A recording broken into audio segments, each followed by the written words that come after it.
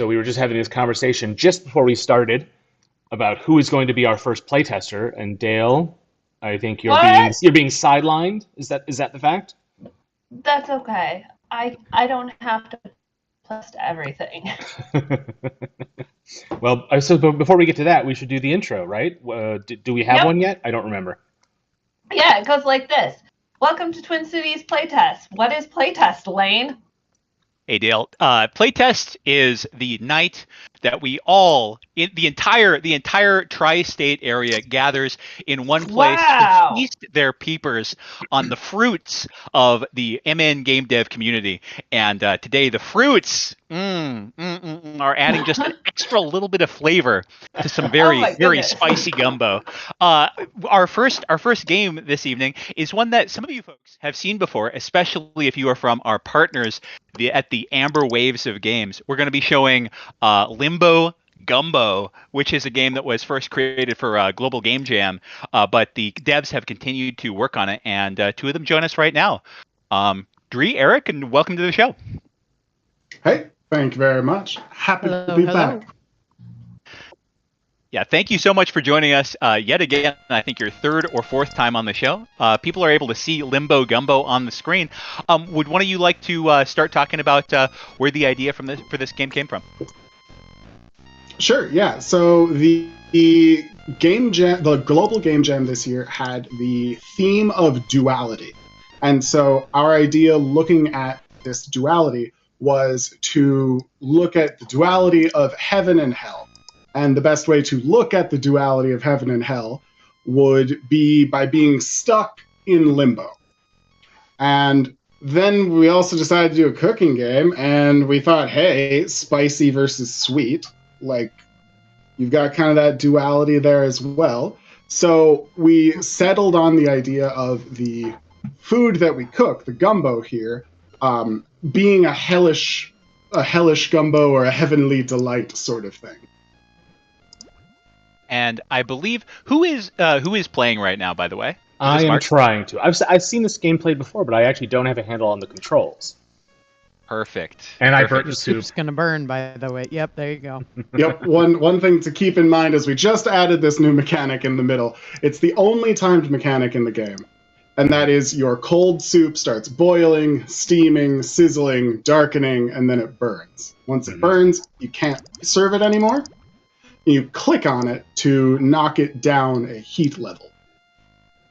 Okay. How do I add something to the pot? That's where I'm having trouble.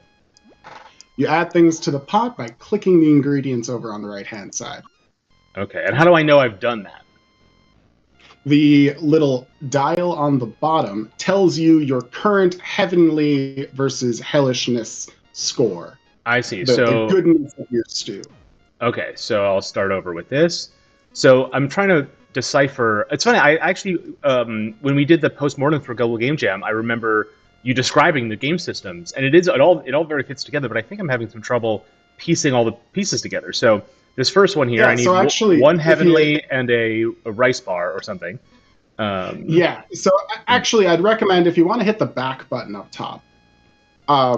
You can go back to the level select screen, and then we do have levels 1 through 5 that introduce these things more slowly. All right. So when we jump straight into play, this is sort of our play test custom level starter. Mm-hmm. But now we've got, you see your soup won't go beyond boiling, so you won't burn it yet. And we have simpler orders now for you. Mm-hmm. So how do I serve the soup? You serve the soup by clicking the ladle, and that will pour some of the soup onto your plate. Ah, okay. And so you've got 4 tickets here. 3 of them want a 1 heavenly soup. 1 wants a 3 heavenly soup. You've got the 3 right now, and then you can drag the plate onto the ticket to serve it. And this is different from what we released at the Game Jam. We've added the burning mechanic, and we've added this plating idea to try to see if we can make more of a full game out of it instead of just what we had for the Game Jam. So these are completely new mechanics that we added to the game.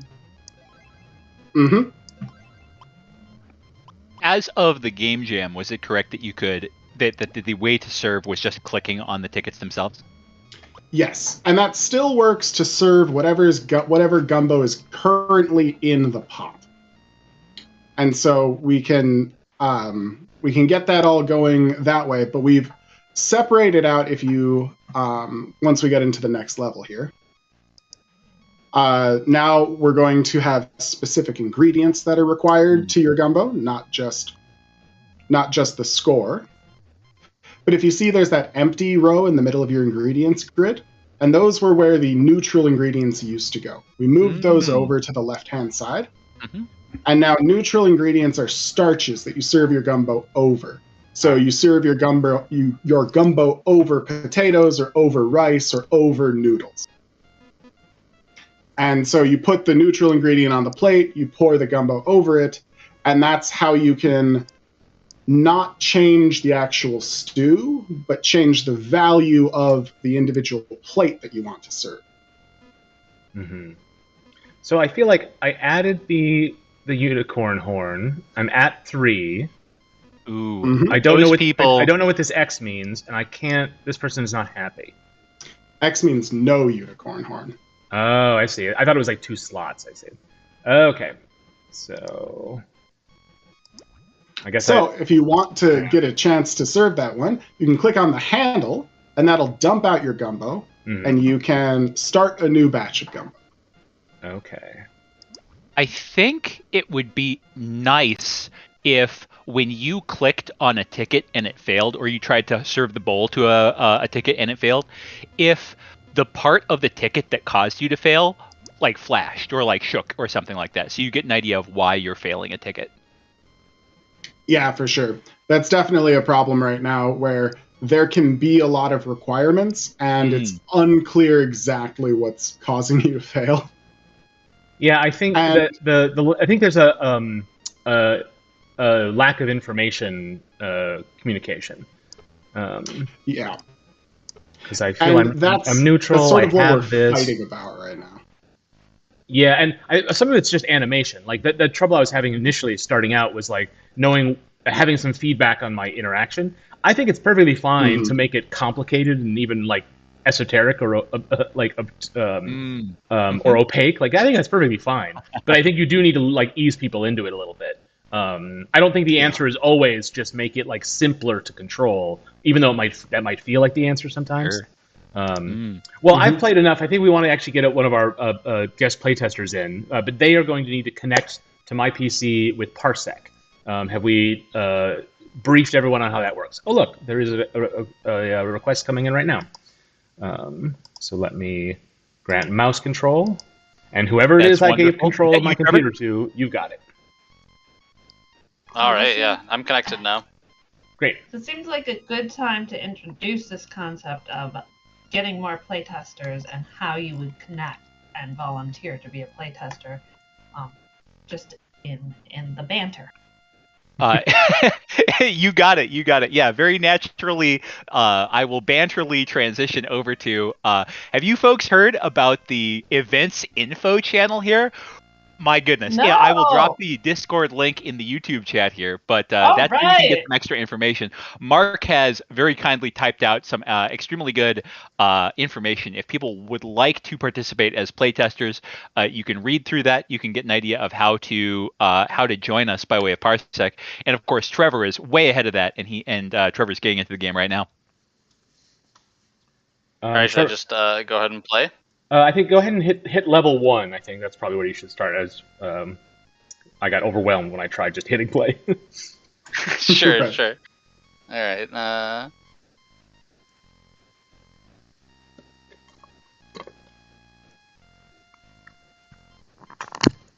Okay. I got a little bit too from watching you play a second ago. Trash bin.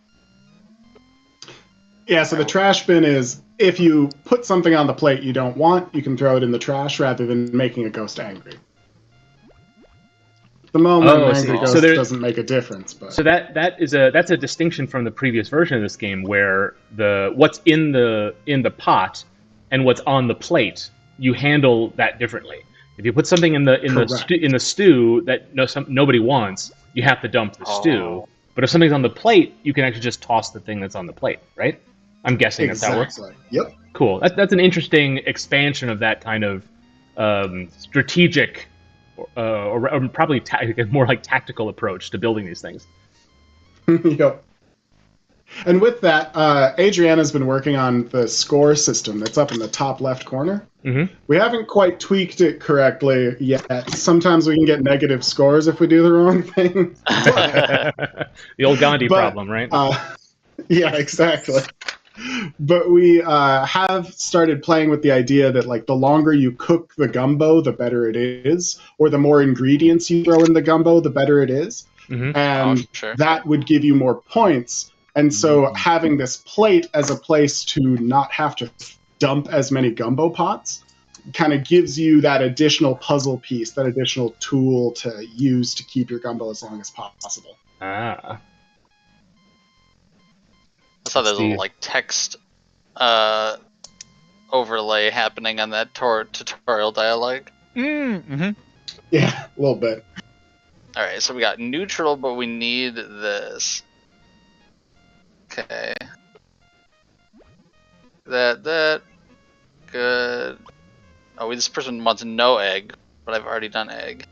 Oh. Ooh, Harsh. we're gonna have to dump it for that. I'll come back to them. I do love the like planning, trying to get as many tickets as possible with one pot. Oh, I need one potato. Mm-hmm. I think Yeah. that's the best mechanic. People really like trying to string out all the orders on one pot of soup. Yeah. I don't know what I screwed up with that one. I think the potato stuff might be a little bit messed up at the moment. Oh, so no. you put the potato on the plate, and then you have to click the ladle to ladle your soup over the potato. Got it. Alright. And then you'll have to Let's go actually back. drag the plate up to that ticket rather than just clicking on the ticket. Oh, I can't use the quick. Yep, that's sort of the new mechanic we're trying to play around with right now is using the plate like that. Yeah, like a overcooked style. You gotta making it's one thing, but serving it is a mechanic and not just a click. Okay. Right. I think It actually doesn't seem to like that you one. do drag the ticket to the plate. That's how I was doing it. Yeah. So, either you way. drag the ticket to the plate. That may not be the intent, but that is how it seems to work right now. Then I think there's a math error here in that I think we've asked you to have a maximum evilness dish, but put it over a neutral ingredient that knocks that out of contention. Oh, So got it. unfortunately, I think you ran into a bug here. That's And what that- this is for, right? I'm gonna try this again if exactly. that's alright. Yeah. Yeah, absolutely. I'm loving the visuals here though. These are fantastic. Yes. Yeah, I we've would- actually got our artist out in New Zealand who's not on this call because it's tomorrow at like 11 a.m. for him. But yeah, he's done a really great job on all the pixel art here. Mhm. Alright, so I was thinking like I should wait until I get more people in so that I can try to like line them up better. Mm-hmm.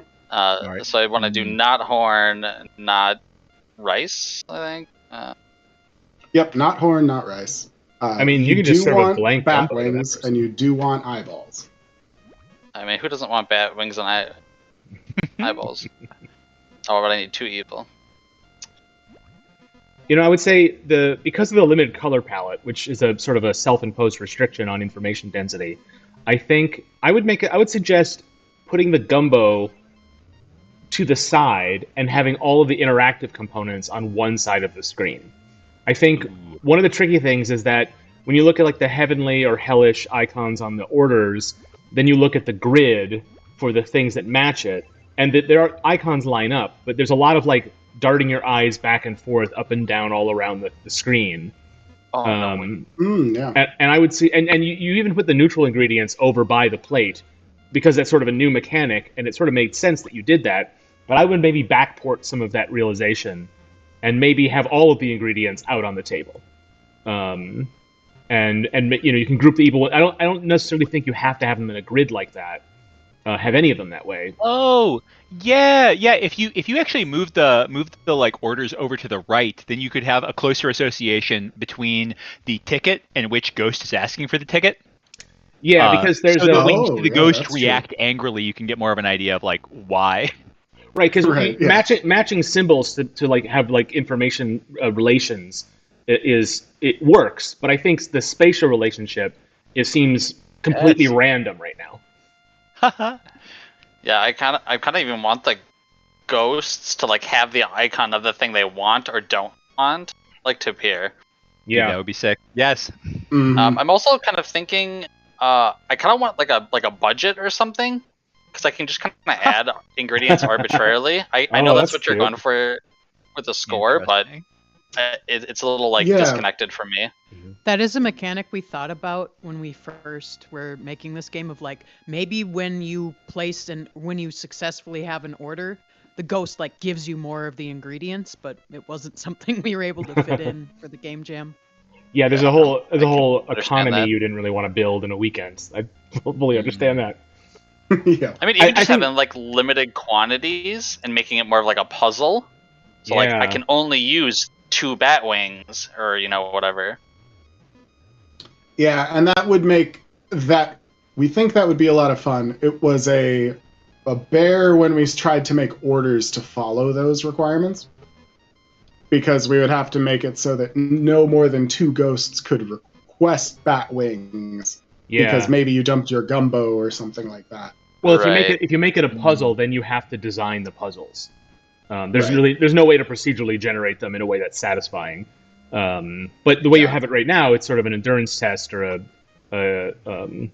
and that makes a lot of the system you built works for that. But then I think adding scarcity and cost to ingredients, I think it might like you could make it work, but then it might not be satisfying unless you also change it to be a puzzle game, which sounds fantastic, but Yeah. maybe isn't this game. You could, if you Sure. want to make it more about like plate spinning or like juggling different things. Yeah. You could, I guess, have a button underneath each ingredient of like send somebody to the store to get you more of that ingredient. Yeah, you know? honestly, you could do Oh. like a cooldown timer is really what you need for this. Mm. Right, Which right. Lane Ooh, described that's cool. perfectly. Yeah, That's just cool.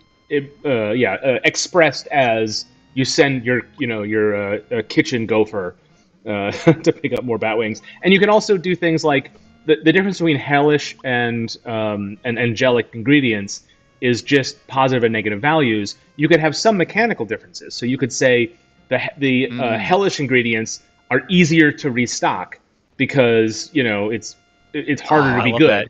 and the Sure. the angelic ingredients are a little bit you have to be a little bit more careful using them because they take a long time to recharge. That could be a way to sort of bring the story into the mechanic. You could certainly do it the other way around. It could be a case of like devilish ingredients are the best, and so that's why they take longer to prepare. You could play with that metaphor instead. There's lots of ways to do that.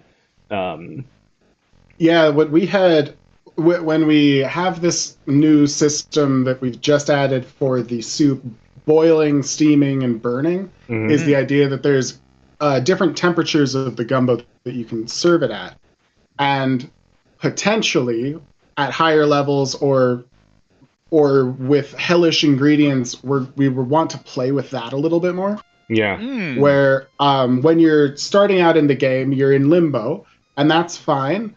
Your soup can never boil over because it's not too much of anything.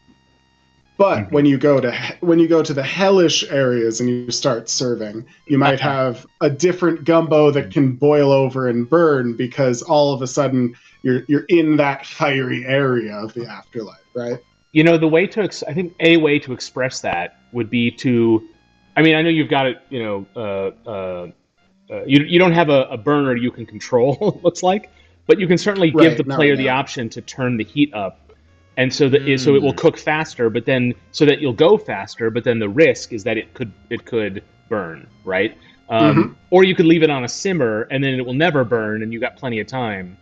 And with that, you could, because I'm thinking a lot of like game design decisions that are made in the context of a game jam, and one of those is putting a time limit, like that forcing the player to act quickly.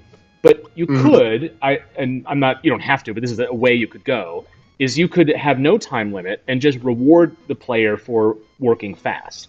So they can take their time to learn the mechanics, but then when they want to risk a little bit more with it, they can turn up the burner and try to complete it faster. but then there's a higher risk of failure. I mean, Right. where do these ghosts have to go? Nowhere. They can wait all day if you want. Like, Yeah, they're stuck in limbo one way or the other. Yeah. Now, Eric, I've got a little question for you. I've noticed that at the beginning of a level, there is about 10 seconds where you wait for the first ghost to reach the front of the queue. Yes. I was super curious. Is there a design intent behind that? Because I'm going someplace with this, but I want to hear your thoughts first. Yes, there sort of is a design intent with that. The soup itself starts out cold, and it takes 12 seconds to boil. Gotcha. Okay. And it takes about 7 seconds for the ghost to walk in and order. Mm-hmm. And so when you put that together, then we still force the player to watch that their soup does not boil at first. And then it walks in, and then if they try to serve it immediately, then they get the error, it's too cold, you can't serve it. Yes. And then you only have to wait for like 3 more seconds after that before the first ingredient allows you to serve that. I have a sneaky way that for you to allow expert players who have played a couple of times to use that time in a way that's a little bit less wasteful. Okay. And that is, but at the same time, it won't overcomplicate things for new players. Now, this is a huge art request, so watch out. This is a big art request, which is that could different ghosts have different appearances based on their preferences, so that if you see a ghost walk in and he's a mean-looking guy, you get a big hint about what he'll want when he gets to the front of the line, so you can start preparing. Yes. So we started with that idea. Ooh, I love it. That was idea number 1 for the ghosts coming in and ordering, was that like we would literally have devils or angels coming in and ordering. Yes. But we decided against that. Wow. We partially due to the art requirement, partially due to the idea that we would be in limbo, and so we were serving the lost souls and not necessarily the devils and angels themselves. And partially because we didn't necessarily...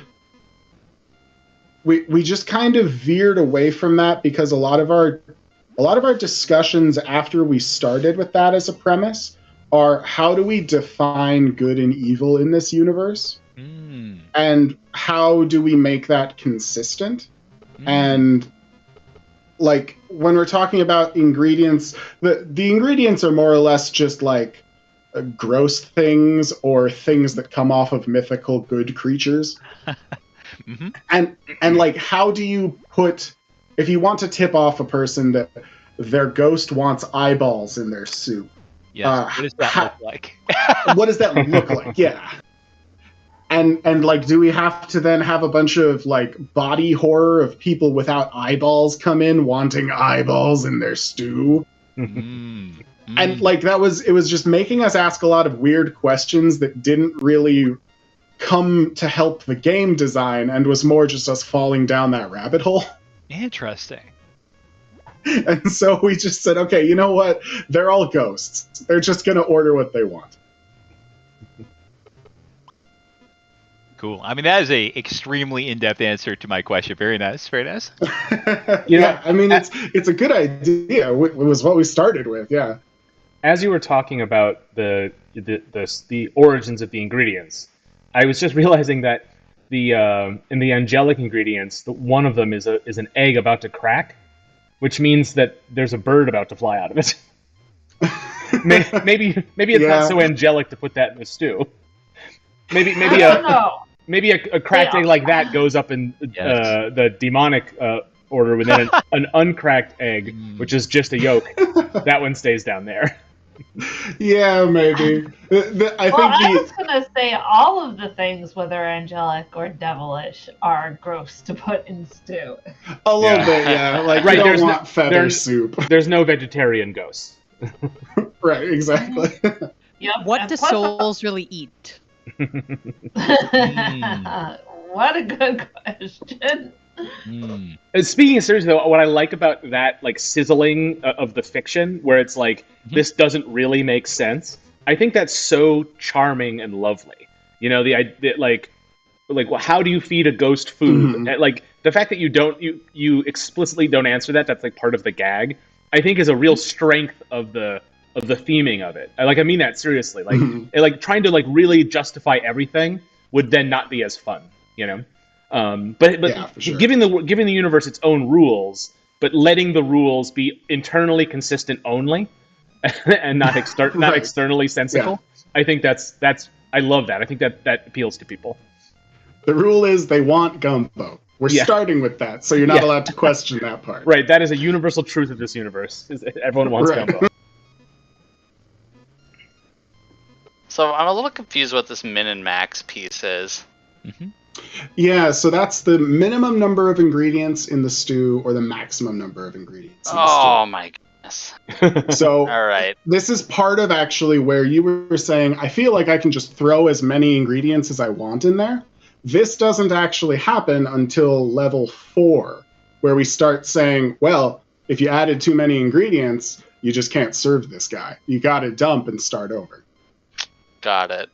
Now, I got a question for you, then this could be way outside of like your artistic direction, but right now when you fail to serve the correct ingredients to a ghost, he will just swear at you. He'll just like have a little dialogue bubble pop up and he'll just be mad. Yeah. What I wonder is like could that be another thing that says like too few ingredients, too many ingredients, or that has a horn and I don't want a horn. Like could that be a tool to teach people how to play? Yeah, that's definitely something we could use to teach them. It's also I'm also playing around with the idea that if you serve a ghost and they don't like it, they walk away. Which we haven't done yet, but that's a way to get someone to get out that's going to ruin your gumbo. Is you give them the wrong stuff. Maybe you lose some points or something like that, but... Yeah. That actually feels like overpowered a little bit. Like it feels like that's... It fits pretty well with my suggestion of making this more of an idle game, where it's not you don't have a time constraint. You just play as long as you want and go for a high score. Then I think that I think that fits into that kind of thinking, you know? Yeah, for sure. And like, is it so valuable to keep your stew that you're willing to dump the ghosts that don't qualify for it? Sort of thing. Like you can have all sorts of metrics that would be interesting for a player to min-max. Like, you know, if you waste stew, well then, you know, then you have a larger broth budget this month or something, and you want to right. at the end of a level, you want to make sure that you maximize the use of the broth and the ingredients, and that could be something players could aim for rather than just trying to get the orders out the door. So you can certainly have orders. You could certainly reject orders or give someone the wrong thing, and then penalize the player on certain metrics, but just let them continue, you know. And that's something that Adriana's been playing with a little bit, is trying to come up with ideas of what we can do as far as like star values. If we had a big map full of different places you could serve your gumbo, and you get 1 through 3 stars on each level. And you're talking about, you know, star 2 might be only dump your gumbo once, and star 3 might be leave no ghost unhappy or something like that. Oh, I like that. That's good. That's more of a rather than like looking at a pile of data to see how well you did. Actually, putting thresholds on that. I like that a lot. Right. And then that's also a way that we could build some of the build-up of the game into it, where, you know, maybe you unlock some of the ingredients once you have so many stars, or you unlock new areas, or you unlock the boiling to burning mechanic or something like that. Yeah. Well, and the star, you could put them in the theme too. Your stars could be from whatever the underworld equivalent of the Michelin Guide is. Those are the stars you got for your lunch service. And so exactly, you know, you get a larger budget or whatever. I mean, you know, it could be that it's not that everyone wants gumbo. It's that you run the gumbo place in the underworld food court, and the better you do, the more customers show up, and the better ingredients and equipment you get compared to the taco place on the other side of, you know, in a different circle of hell, you know. Right, exactly. I will say for for the side of like having a very targeted ending condition. Like 2 minutes to get 12 souls served is an excellent challenge. I mean, right now we're seeing our tester run into an issue where it seems like if you have any like for example, he's got the this ramen that he's trying to serve with 3 heavenly, and there's just no way. Like the game just does not allow him to serve that. Like that's just not possible. Right. Yeah. Outside of that, like when I was playing through and I got a real hot streak where it didn't have any requirements like that, the game really worked for me. Like I really liked that, like sort of rushing, trying to have like a lot of plate spinning and trying to keep everything going. I thought that was amazing. I mean, I really wanted more. I really wanted more like feedback as to what was going on and why I was failing. I think that was my like number one thing. Oh, sure, yeah. That's definitely something we want to do, and we want to. So some of the extra feedback where I'm looking at putting in right now is like, once you pick up a plate, if it satisfies a ticket, maybe that ticket shakes, right? Yeah. So like, so you like have that. some indication that like, yes, this is ready to serve. And we're gonna need to do something with the plate, because once you ladle the gumbo onto the plate has a different goodness score than the gumbo has, especially if you put it over a neutral ingredient. And so with the neutral doesn't mean neutral, and I don't know if anybody figured that out for the original game. Right. Neutral drags you back towards neutral. Yeah, that's the thing that, So- as you were describing now, like you can't, it's impossible to serve the 3 angelic with the neutral. I was like, how is that impossible? But even as you've explained it 3 times, I still, in my mind, was interpreting it, even though it's been explained to me multiple times. I like refuse to believe that it doesn't just mean +0, you know? Right, yeah. So unfortunately, that one you got stuck on because of us. And actually, there might be even just kind of a quick solution to this, is just keep letting the ghosts spawn after 12 of them spawn.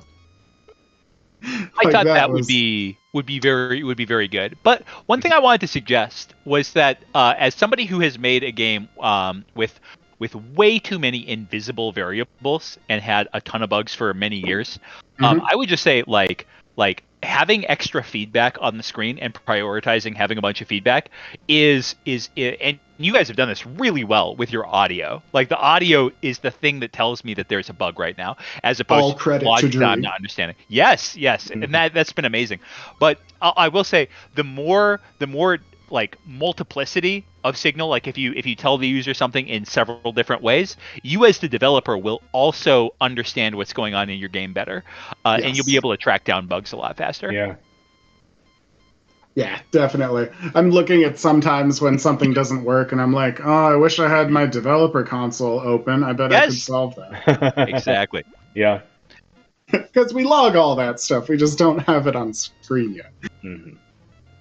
Now, okay, so can you explain to us this first ticket here, the one that's the leftmost one right now? So one would need to have rice, and then would you want to have 1 angelic, or would you want to have 2? You'd have to have 3 angelic, because rice is going to move you 2 closer towards 0. Oh my gosh. Okay, that is the least intuitive thing I have ever heard. Like it wouldn't occur to me that rice is the second one over, so therefore it's -2. But that's just a consequence of moving them off the grid. Yeah. Yes. Yeah. Right, yeah. It's still 3, 2, 1 there. Yes. And I think what's interesting about it is that the ingredients have 2 things going for them. They are a thing and they are a number. And so that is a bit of that's a little bit of a disconnect. So when you see somebody wanting a certain thing, they say, I want bat wings. They're also telling you, I need something worth 3, but you don't think of it in those terms. And that's interesting, because then you have to kind of but when it comes to the neutral ingredients, especially, I mean, visually here, they're presented off the grid. So I think that's the problem. But I think that because those things go on the plate rather than in the stew, or I guess they can, then you sort of divorce it from it being also a number. It's not just taking them off the grid. I think having them have it as a different mechanic makes them feel more like objects alone, you know? Yeah, they definitely do. And that's something that we're trying. So we made this change to the starches because we didn't feel like anyone understood them when they were on the grid, and we're trying to figure out something else to do with them. Because when we're down to just 6 ingredients, it is almost too straightforward. Yes. Yeah. Of just plus and minus, right? We felt like we still needed that third category just to make the puzzle enough to be interesting. But I will say that it actually doesn't add a mechanic. All it does is change what they are, right? So if your stew is demonic, then the neutral ingredients work exactly the same as angelic ingredients. And if your stew is angelic, then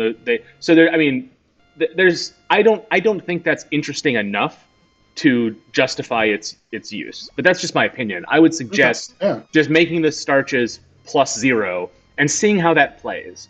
And yes, you're limited to just plus or minus, but you kind of always were anyway. You just so it's not a new mechanic; it's just an obfuscation technique. So I would suggest simplifying it and then seeing if you want to add a mechanic other than just plus and minus. I would suggest coming up with something new to make it more interesting, rather than finding another way to do plus or minus. And truthfully, the game has enough interesting varieties, like in terms of min and max ingredients, requiring a specific ingredient independent of what the final rating of the thing is. I think that's interesting enough. I don't think the math needs to be more complicated. Okay. Could I ask a favor from our playtester? What I wonder is, did you pick the challenge button here? I don't know what I picked. I had hit just play. Oh, you hit play. Okay. Because I was wondering, and maybe our guests could tell us. Our playtester here had toggled off the starches. We can see, and then hit play. Is there anything else that we need to do, or should we just chalk that up to a bug? That's just a bug. The I guess is custom level settings need to be I had on that before off. you hit play. Okay. Okay. Yep. I gotcha. Yeah, that's just like a simple UX thing that it's easily fixable. Oh, no, I turned off the eggs. I didn't mean to turn off the eggs. Oh, no. It's okay. Well, I know that it shouldn't ask for the eggs. I very carefully made that requirement. Oh. This is awesome. Okay, going off of Mark's point that there was a UX issue, I was real confused. Like I didn't realize that the remember to click on your stew so it doesn't boil. On your soup, it's gonna burn. No! Click on the soup pot. Oh, burned. Oh, it's too low. I hit those and then I went into the level, and that was very confusing to me. Right. Yeah, and this is just sort of a developer main page, I guess, for us, where we can try to figure out what we want to turn on and off. Perfect. It's the debug menu, really, so it doesn't have to make sense to the player just yet. Right. Yeah, because you'll just get level 1 through 5, and this is how we're designing what level 6 should be. Do we add in the idea of the boiling and burning soup? Do we add in the neutral ingredients? Do we, what is available to us there? Mm-hmm. How are you folks feeling about the minimum ingredient requests? The minimum ones aren't very hard. The maximum ones are what keeps getting me. Yeah. I was almost sort of asking this just from a stance of the min ones are so easy, they're so naturally done just by playing the game that I almost feel like they might as well not be there. There's a couple times where I'm just starting a pot because I'm trying to set up something else that I have to okay, I can't do this one first, but it isn't nearly as hard as the ones with 1 or 2 ingredient requirements as a maximum. Those are definitely much more difficult. Trevor, how are you feeling about the pot heating mechanic? How is that affecting your gameplay? I kind of like it in that it's something I'm just constantly kind of clicking on.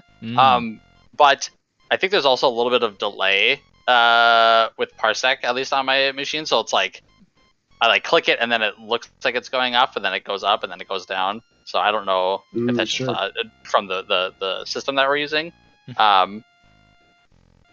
But yeah, I can kind of, because there's not like a whole lot of like stuff I need to do in between while I'm like trying to figure out how to fulfill the orders. I can kind of just like click on it. I didn't see any sort of downside to doing that. Cool. That's the one we're kind of least confident on at the moment. Is it's the only thing. So each of the new mechanics we added, plating on the left and the boiling, burning in the middle. Those are legitimately new mechanics in that it's a new interaction as well. This is a timed interaction. It is the only timed interaction you have. And if you don't, also the only reason to look at your soup pot. Right. Well, I think that's something that you talked about this in the postmortem after the game jam, but you obfuscate the number of ingredients in the pot. That was a choice that you guys made. I would suggest to have having the ingredients like floating on the top or whatever, or some sort of visual representation. I don't think that's giving the player too much information, because I think a lot of the challenging with the min and max is just trying to remember how many ingredients are in there, and that doesn't feel like a game challenge. That just feels like just a memorization, like a thing that doesn't seem like very interesting to me as a mechanic. I know you guys did that on purpose, but I think that as you add more systems, I think letting the player just know everything, I don't think that gives them any kind of advantage. That just removes a barrier to playing the game, if that makes sense. Yes, and we're going to go at least halfway on that. Mm-hmm. We are going to put floating ingredients of whatever you put in there in the soup. Okay. I like that. That's not something we've done yet. Now, the question is whether or not we put how many you put in there. If you put in 10 eggs, do we put 10 eggs floating in the soup? Yes. Yeah, so that might just get a little visually cluttered if you try to... And right now it seems kind of irrelevant. Like, you wouldn't care because none of the ghosts care about that. Right. But if we can put, one of the bat wings or something floating in it, that is something our artist set up for us with the ticket art there. We already have a nice small low-res version of the Batwing. All of those are...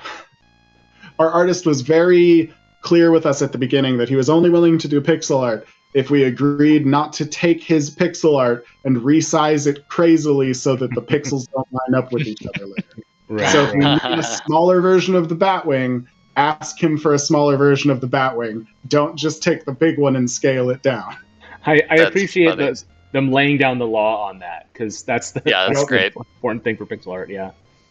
I mean, I would suggest just starting out with just pure spreadsheet style information, like just put a box on top of a UI box on top of the pot, and then just have the icons for however many ingredients there are, and see how that plays. Worry about how you're going to visually represent that later.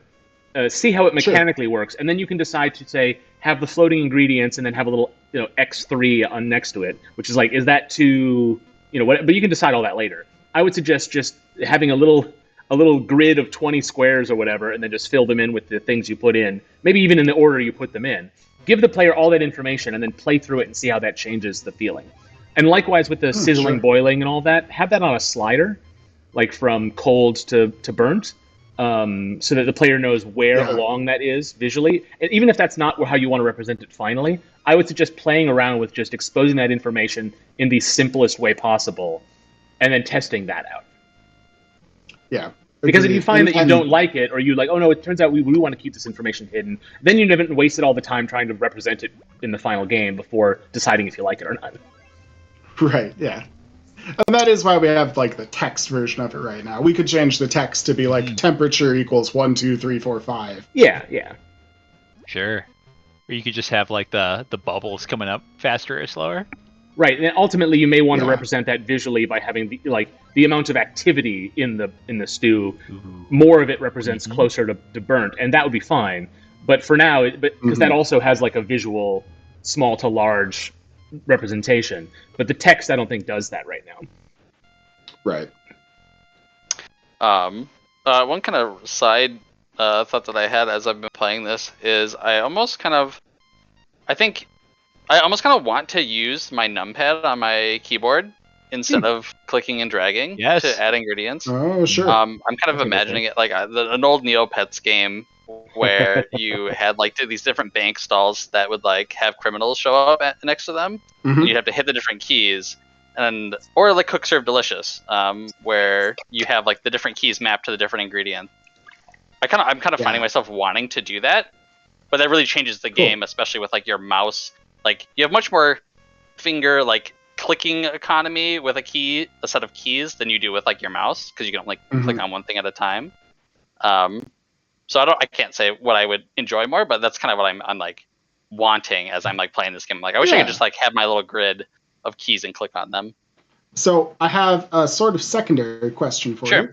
If you hop back into a level, right now we have something set up so that if you add an ingredient, your soup actually stops boiling for like a quarter second or something like that. Okay. It's usually not long enough so that it actually messes you up. Sometimes it does if you spam like 10 bat wings in a row and then it stops your soup from boiling for 5 seconds. I like that. And if we added a numpad, I'm curious if you think that would either get in the way because you're more likely to add a bunch of ingredients at once when you're on the numpad, or if it would be good because suddenly you're using the numpad and it's more relevant. It's not really a mechanic right now. It's just sort of something we added because we were like, hey, maybe this makes sense. I think it would be interesting if like maybe every time you added an ingredient, it would like I don't know if that's what you're saying. Like it brings on the temperature of the pot a little bit, right? Or does it just if you add a bat wing, you'll see the bubbles stop entirely. Yeah, I'm kind of thinking like I think that would be cool doing it with the keys, because then I would also say then in that case just make spacebar or something how you quote unquote stir the pot, which would lower the temperature as well. Then it's if you basically hit any key, you're gonna slow its cooking process. Spacebar being kind of like the neutral, like I'm not adding an ingredient, I'm just trying to stir it. So I think that could work well. But it is a very different game, though. Or that could even be how its neutral ingredients are used at that point. I think it does. The number pad you're looking at, there's 9 ingredients, but you don't know if you want to limit your design to that necessarily. True. I would also argue, I think what this game needs is more dragging and less clicking. To feel like, so you drag it over the stew and drop it into the stew. You grab the ladle and you drag it from the pot to the plate. You drag the plate to the order. You know what I mean? I feel like that language, I think, especially, I mean, if the game is under time pressure, I think that kind of like physical performance of the player, whereas having things on shortcut keys is certainly a way to make you a more efficient user of the system, but I don't know that you want that. Right? You don't want to min-max the physicality of it. That seems to be part of its charm. And right now, just I think because it started as this jam thing, I think you're a lot of things are based on clicks, but I think drags and drops I think might make more sense as a visual language or interactive language for this game. I agree, and that would be something I would want to actually test pretty heavily. That's mainly because right now I think its simplicity, assuming that we can get the language cleared up of like adding the ingredients, make that very clear and everything. If putting the ingredients inside makes little ingredients pop up there, I want to say that like dragging makes it feel more hectic and less like a puzzle. And part of what people have told us so far is so appealing about this is that it's puzzle-like, right? Is that you let everything build up and you sort of sit there and you think about what you want to add. But then that goes back to the time pressure thing. Is that the time pressure doesn't work with that? Then I don't think. I mean, I guess I'm making an argument, but I feel like you kind of have to decide what you're going for. If you want this idea of like deduction, then I don't know that you want to limit. I don't know if the time pressure should be a core mechanic then. But if you want it to be like got to stir the pot, got to get it out, like Overcooked style, then I think you want all of the mechanics and all of the interactions to play into that as a core pillar of the game. Both are perfectly reasonable choices, I suspect. The game could work in any way you decide, but I feel like you kind of can't choose both, I don't think. Sure. I would definitely say if it's kept as like if you're going for the more click drag, I would almost want my ingredients like arranged in like a semicircle around the pot. Oh, I like that. And then you could even make that like a part of the mechanic is like your real estate of ingredients. Like maybe there's an ingredient that's really big and always goes in the bottom left corner of your screen and it's obnoxious to drag over. Like you could go that route instead, or something like very fragile. You have to move it very, very slowly or it breaks before it gets to the pot. You can do all sorts of weird stuff with that. I like that a lot, especially the idea of like a fragile ingredient. Like maybe you crack an egg on the side of the thing, and you have to do it just right. Oh, jeez. Because what that does is that gives you more mechanics with the to make the plus and minus more interesting. So you can have a bunch of different ingredients that are +2, but some of them are easier to use, but they take longer for your kitchen staff to restock. But then the fragile ones, you just got tons. You know what I mean? Like you could balance a lot of that so that it rewards players, so players can take a risk, and or they could play it safe, and that can pay off in terms of how quickly you do, and it rewards players who like practice and get good at the game. I Sure, yeah. mean, I think if you went... sorry, go ahead. I was going to say, I think if you went the full, like, crack an egg on the side thing, then you're almost getting into, like, Cooking Mama-esque territory. Yeah. Which I love Cooking Mama, so, like, I'm not against that, but I feel like that it becomes more of that kind of a game. But I don't think they're mutually exclusive. I think you can do both. Yeah, for sure. I am not certain. So this is something that Adriana and I have been kind of discussing, is we're not sure, or at least I'm not sure, how much replayability you should aim for in a game like this. Mm-hmm. I don't play a lot of cooking games, so I have played through an hour or two of Cook Serve Delicious, and I've played maybe 4 hours of Overcooked, something like that. So I'm familiar with them, but I don't know, do people go back and just play more Cook Serve Delicious because they liked level 6? Personally, I play until I get everything at the max stars because I like filling it out, Mm-hmm. But that's beyond that, I don't think I would play again. Yeah, there's two Most ways cooking games have approach stars it. like that. Yeah. Yeah, you either try to, like, Overcooked does have levels and an ending, but you also could play it over and over again. But there's essentially broadly 2 types of ways the player engagement wears itself out. One is it's a high score chaser, right? So if like an idle game, maybe you play on the bus or something, you just play, and the reason you're playing is just because it's fun. It's an idle thing, but ostensibly you're just trying to get a higher score every time you play. And then the other thing is actually just trying to get through all the levels until it's complete, and then you can put it away. Or you could pick it up and start again with a difficulty modifier or something. But I think broadly those are the 2 ways you approach a game like this. And I think I view this as play it till it's done. Mm-hmm. Which then I don't need to really think about the expert players in that regard, right? Sure. Or the expert player stuff only comes into account past level 15.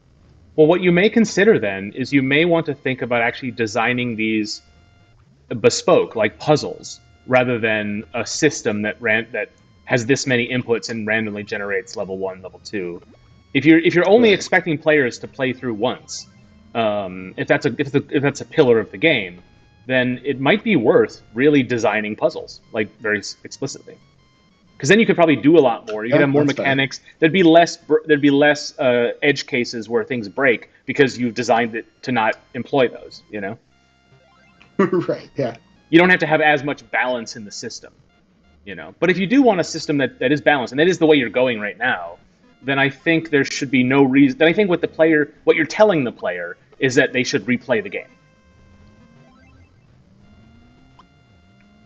But if that's not what you want to tell them, then agreed. You know. One thing randomization does for a game like this, or for a game like Overcooked, is it pushes you to learn the general skills as opposed to learning the pattern of the level.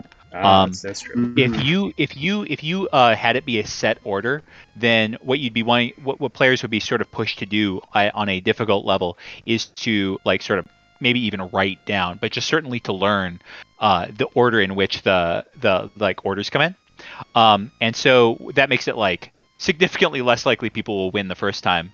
But the other thing that it does is it means that people will be able to win the levels, not by learning the sort of skills that you want them to learn, but just by learning the order in which things in which they have to do actions. So I'm actually a little bit lukewarm on going in that direction.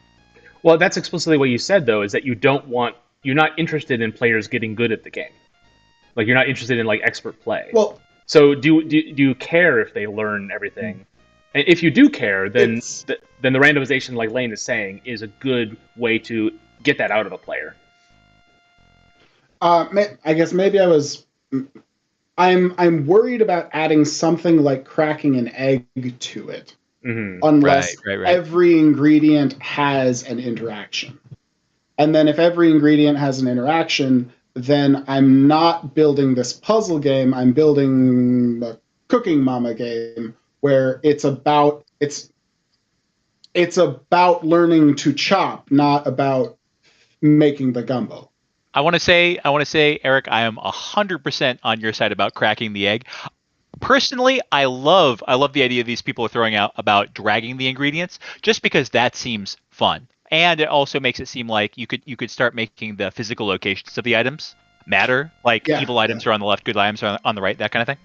But I think that like tutorializing cracking an egg, just thinking about that, it's going to be really hard to get people to do that correctly. Yeah. Well, you don't have to make it a difficult thing. You could just have drag to the side, then drag in. You know what I mean? I think the suggestion is more along the lines of like making the game a fun toy to play with, as well as less about the mechanic. You don't have to make it a challenge for the player. It's more about the experience of doing it, like the feeling more involved with. I mean, like when I'm playing a 3D Mario game, I'm triple jumping all over the place, even when I'm in a big open field. Not because it provides me any advantage, because it's fun, right? I think that's the sort of joy of play. I think is the more important aspect. It's not League of Legends. You don't need to like. Not everything needs to be a perfectly efficient use of your time. You know. Right. Yeah, I think I definitely agree with that. Mm-hmm. But I think Lane is definitely right about like the tutorialization of it. Like, if you do introduce it as a challenge, I still think that it's interesting. But I think it doesn't. It puts a lot on you to make sure players understand it and don't get frustrated by these one-off mechanics, because it is a difficult task for a developer.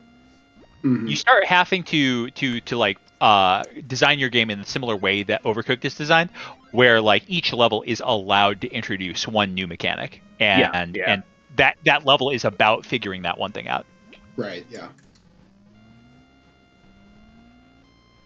Which is kind of something you're doing already, but I think maybe that's a next level to it that you may not be interested in.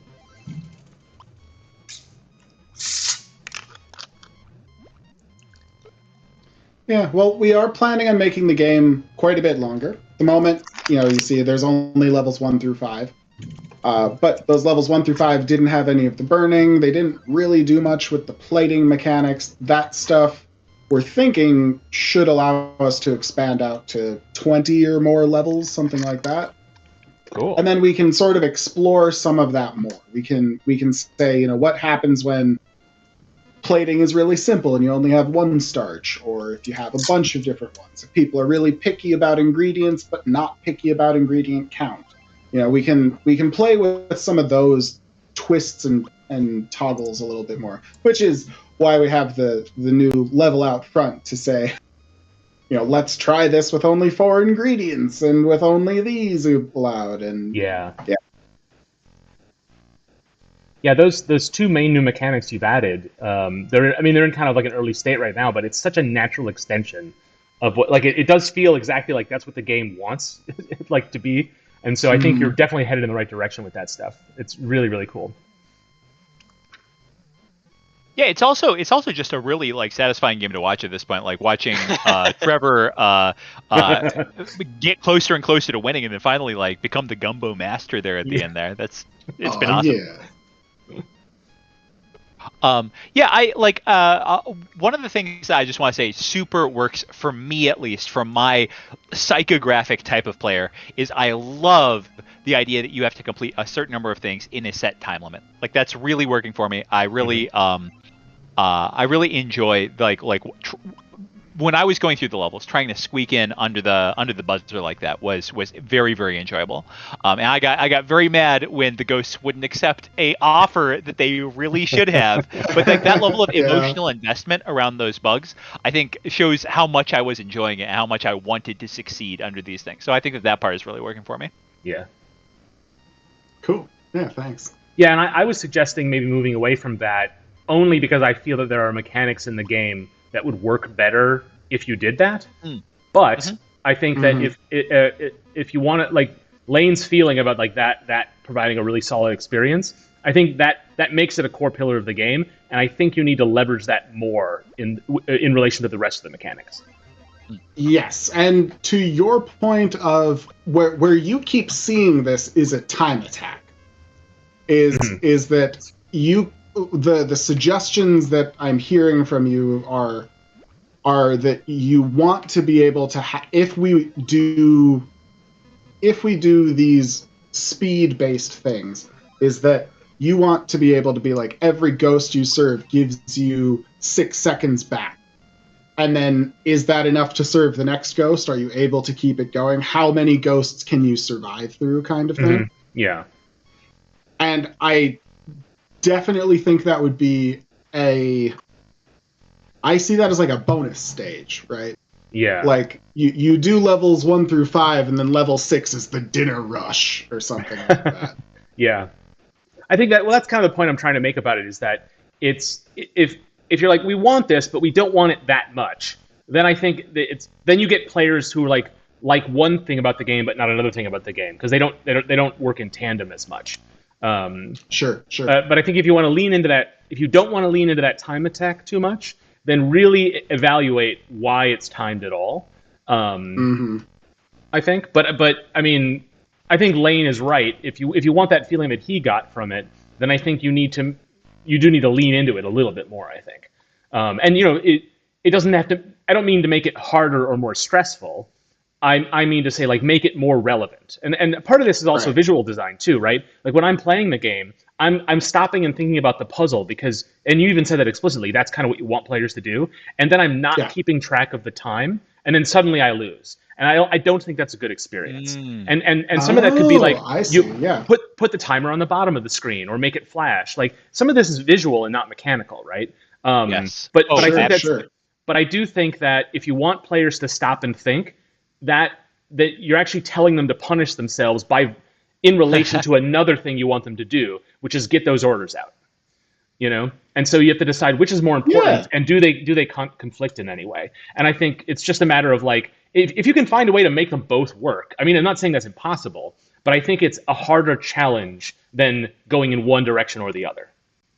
Folks, I want to give a quick word to Trevor here, our playtester, because Trevor's got to go in just a second here. So, Trevor, before you head out, any final feedback that you'd like to give? Well, overall, yeah, I really like the game. I think it's super, super cute, super fun. I think given everything that we've said, I'd be really interested to just see how the game plays with the starches functional. And then kind of like you, I think mentioned earlier, just like starting to build up some of those later levels, level 6, level 7, level 8. I think the game is definitely going in a good direction. So I'm excited to see what it turns into. That's awesome. Right. I'm so glad that you said that, because we've been sort of like thinking about like design elaborations. But man, I think that is really what I'd be most excited to see. Just more levels and less bugs. Yeah. Yep. That's The just last 2 a nights broad it's been recommendation like, oh for god. all developers. Yeah. More content, less bugs. What's so exciting Done is and just like the game has this incredible potential, and just out of the gate has a really solid feel. Yep. And I think that's something that is like it becomes more challenging as you try to hone that in. But man, you're starting from a really solid place. It's really, really cool. Yeah, well, thank you very much. Well, speaking of people who are starting from a solid place, our next developer here. Now, by the way, I'm not bidding us to finish with Limbo Gumbo, but I will say I want to bring in our next developer here. If he's got any comments, BEB from the Nice Games Club chat. I'm going to assume BEB stands for Booze Eating Bowls. So he is the perfect commentator for this game. Any thoughts on what you've been watching for the last hour? Now, go ahead. Can you guys hear me? Yep. Yes. Yep. Okay, there's a bit of a lag. Do you mute your YouTube stream? Yeah. I usually do. You just right-click the tab in your browser, and there should be a mute tab option. It's a simple And way. I'm not getting audio from Discord. Oh no. Ooh. Well, you may need to relaunch Discord. Sorry. Here, I'll type stuff to him in the green room here. Yeah. No, I think in the 2 years we've been doing this, it's a miracle that any of it works at all. You know what I mean? We were cobbling together a bunch of services for non-standard use, and I think it's incredible that we're able to do that. So we always have to know that, like, yeah, there's going to be hiccups, always. Well, I was going to say, I don't know. I have a lot more faith in my IT guy than apparently you do. I mean, Hey, can you hear us? Hello. I'm getting some bad vibes right now. Okay, I can hear Lane. While we're waiting, because I think we're waiting on some feedback about the game. Dale, you've been a little bit quiet this hour, partly because we've had a full chat room here. What was your thoughts about the game? I thought the ghosts were so Hey, cute. can you guys hear me? I still can't hear you through Discord. If I mute We can YouTube, hear you. I just don't know how to get audio out of Discord. Oh, click the settings button in the bottom. It's not left. He can't hear I you. am new to Discord. That's so true. He my can't hear me. apologies. I was hoping he could hear me on YouTube. Well, he will, but it'll be in 10 seconds. Oh. Well, I hope you figured it out, man. So, cute ghosts, what else? I mean, that's kind of all you need, frankly, but... Yeah, that's true. I mean, it would help if there were some cats, but, like, ghosts are great.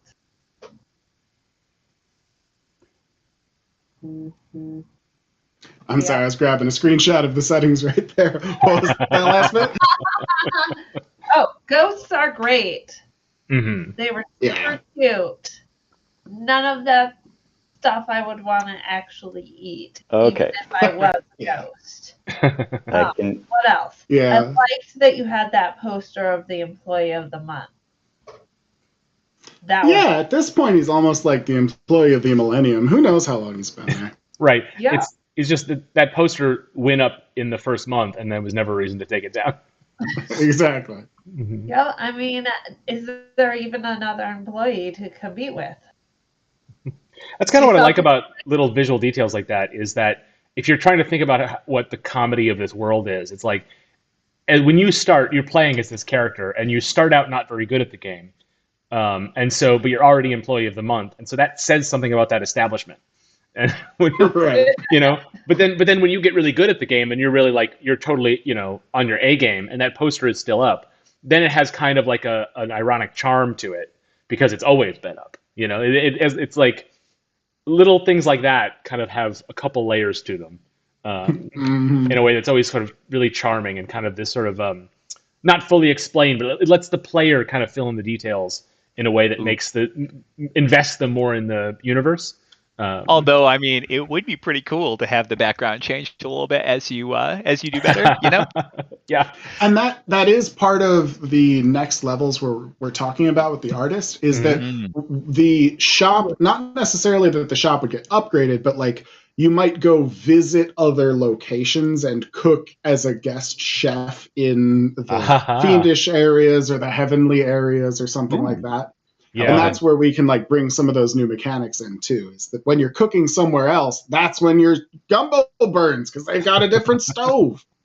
I kind of imagine like a bonus level that happens between levels. Kind of like the in Street Fighter when you beat up that car, like just some kind of like goofy one-off thing that just gives you bonus points, where you're actually like serving in a human restaurant, and it lasts it lasts so little because nobody likes anything you want. It's like, but it's just you do some other mechanic and it's just a big comedy piece, and then you get sent back into limbo.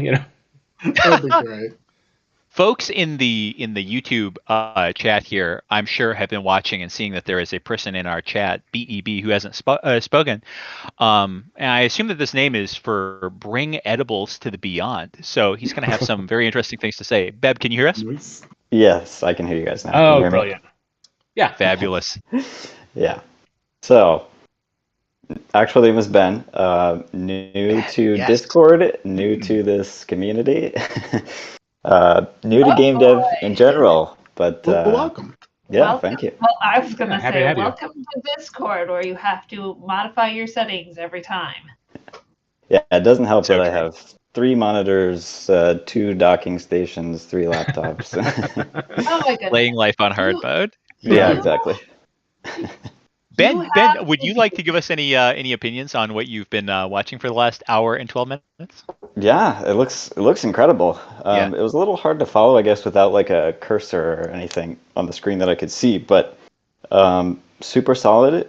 If your New Zealand pixel artist is looking for more work, I certainly have a project for him. Yes. Awesome.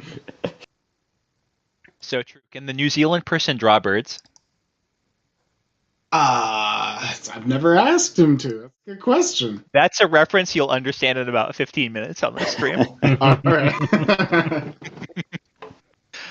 Well, Eric and Adriana, would you like to anything else that you'd like to comment on, or otherwise we can launch into this next game? You are absolutely free to stick around and help kibitz on this next project. All right, sounds good. Yeah, no, that's all I've got for Limbo Gumbo. Thank you all very much for all the feedback. Got tons of great notes here. Awesome. Yeah, would either of you like to jump in with Parsec? Otherwise, we could sick Mark or Dale on this next game. I think I have Parsec. Now, Ben, what is the best control method for this game? Just a mouse. Okay. Should work. Oh yeah. All right. Now, I'm gonna give away something right at the start here. I want to see other people's thoughts. I really think that that you should stick with this and try to appreciate it for what it is, because I had like a couple of turns where I was very confused at the start, and then I really started liking this game. So I want to see what other people's thoughts are given that context.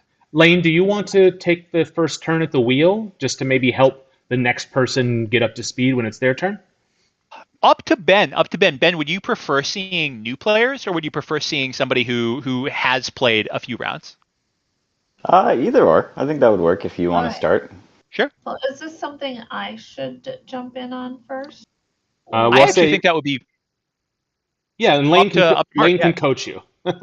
Whichever one of you connects to Parsec first, I will accept. We'll see. Oh, Lane, you beat the rush, so it is you. Dream! You've got mouse control now, but Dale, we will get you in afterwards. I mean, yeah, because you want to see a new player. Should I not pay attention to anything that Lane is doing so you can see a fresh face? Well, my supposition is that a lot of times when you're playtesting a game, you want to test onboarding, but sometimes you just know that you haven't built that part yet, and so the feedback you get isn't that good because you kind of know you're going to do that later. And so I was suggesting that you just watch and learn from Lane, and then you'll still have a fresh experience, but you might have less of that, Ben is probably sitting there going, I know. That's always a tough part when you playtest early. Yeah, that's pretty much where I'm at with the onboarding part. Mm-hmm. It's not quite there yet, but I mean, I am curious to see how intuitive stuff is without that much direction and text and kind of onboarding stuff. But and since all the rough stuff is very fresh in my mind, I can definitely complain with the best of them about the parts that were hard for me. In fact, here we are right away. When I initially clicked on this story mode, they're like for example, like now it's very clear to me that you want me to click at this beginning. But I made the mistake of clicking here, which was much harder. It was way too hard. In fact, I believe that level 3 is exactly the same as the survival mode, which is kind of like a more expert experience. This one here is basically all about movement, if I remember correctly. So I'm this guy, and I can move around like so, and the thing that you'll notice right away is I've got my food counter up in the upper left corner here. I'm at 19, and the thing that like shocked me when I started playing was like, well, I'm probably something bad is probably going to happen when I run out of food. But I noticed that as I'm moving around, I lose a ton of food every time I move, and then I realized, when I move not into one of these unexplored regions, I only lose 1 food per move, which is very intuitive to me. But I also lose 1 for each of these unexplored tiles that I clear. And so like all of a sudden, like it sort of clicks, like why I'm losing so much. Like this unexplored territory is very dangerous by comparison. Yeah, I don't know if that's necessary, but that's the current implementation. I mean, the thing that it does is unexplored territory is dangerous for a couple reasons. Number one is there's snakes and bears in there. Well, giant spoiler alert. I apologize, but like you can. That's you just can general get into advice a bad about situation. going into the woods. Yes. But additionally, like what I thought was really cool about this is we're gonna see that there is this hunting mechanic where I can start like throwing spears at animals in order to get more food. And so now I can sort of like gather up a little bit of resources before I go out. One thing that I thought was very, very nice about this game is that I have a resource here, which is sort of the hard currency. It's, as far as I can tell, completely finite. Like there's just a very limited amount of wood, so you actually have to explore. But I can spend some time investing my wood into getting more resources before I take these jags out into unexplored territory, which is very expensive and risky to do. One thing I would wonder is that unexplored, the tutorialization of like, what it costs you to reveal tiles. That's, you can handle that however, but it might be interesting to let the player choose to explore tiles around them. So they move to a space and it costs 1 food. Then they click on nearby tiles and that costs 1 food. It doesn't really change the mechanics that much, but it gives the player a little more of a direct relationship with that stat. And now it depends on how much you want the player to because they could just reveal 1 tile ahead of them, and that may or may not give them some kind of advantage in the game that you don't want to give them. But that would be a way to communicate the relationship between your actions and your stats. Ooh. Now, at the same time, like there is a like real, like, I think philosophical discussion to be had there, because at the same time, like, I actually also think that having each of my movement choices be sort of fraught with gameplay implications, where if I move this way, I will maybe be in a position to throw a javelin at something, but at the same time, I might be exploring and therefore spinning my food down faster. I found that to be really nice, where like every choice that I made had like maybe 3 or 4 different implications. There's this mobile game, highly recommended for me. I think it's one of the best mobile games out there called Hoplite. that this game clearly derives some inspiration from. Mm-hmm. And I think that what's really cool about this game is that the character is just much weaker than the character in Hoplite, but the weakness affects your gameplay in so many interesting ways. It means that like every time you move, you're sort of thinking about like where are the implications of moving, and you're about to see one of the key ways in which combat is different from Hoplite. I'm gonna throw a javelin over here, and you see that I missed the rabbit. All the attacks are delayed by a single turn. At least all the attacks that I've gotten so far, being pretty early in the game. So what's been interesting about this is that the rabbit is going to move every other turn. So I can like move like here. I can see that the rabbit is going to move down. So if I move down here, the rabbit will be there. It's not going to move on its next turn because it only moves every other turn. So now I can actually shoot it. So if you want to get things at a optimal rate, and this is sort of like the trial and error, or the like the sort of science that you have to do to play this game, is you have to like really be an observer of how each of these guys work. Like if I'm just like trying to do things thoughtlessly, I'm going to waste a lot of resources and a lot of turns. So I thought that was fascinating, but at the same time puts a huge albatross around the neck of our friend Ben here, because communicating the fact that I do an action and all of the enemies move first. For example, if I throw the spear here, the rabbit's going to walk into that spear and I'm going to be able to collect that. There is so much communication that needs to happen. For example, this rabbit, I don't know if it's going to move on the next turn. So if I toss a spear here, if it moves, I don't get anything. But if it doesn't move, then I spend my resource and I get my food. So I think that the level of communication here needs to like is the thing that's going to make or break this game. Yeah, totally agree.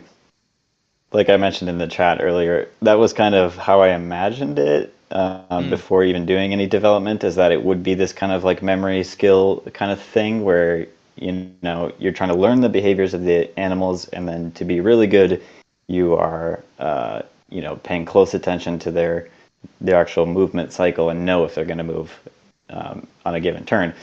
But after doing this prototype, it just turned out that doesn't seem to be very fun. And I do think I completely agree that there needs to be more communication there. I totally think that Hoplite is such a like hit and such a good game, such a fun game, despite being very simple in its implementation, that I think that like Hoplite, but like in a different dimension where you're like your attack is weaker and you have to study the enemies more, is a very cool concept. Yeah.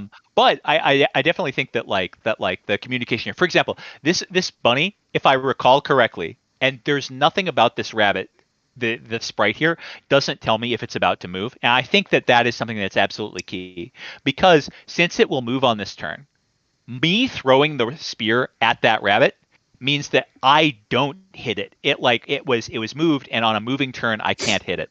So I think that part is the thing that is the least clear in the game currently. I'm gonna try throwing it at it now, and if it doesn't move, I get to hit it. Anyway, I'm sorry to interrupt. Please continue. No, that's all right. Oh, and I found the exit. But yeah, like just to give a little bit more of a discussion on what I think that this game does really well, is that like exploring is so expensive.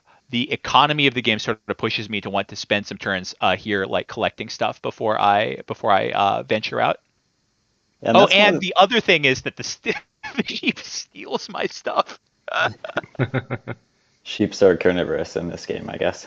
Yes. What I really like about that feeling that Lena is describing, where you spend some time resource gathering before you venture out, is that the game also has a kind of attention to it where you don't want to spend too long doing that.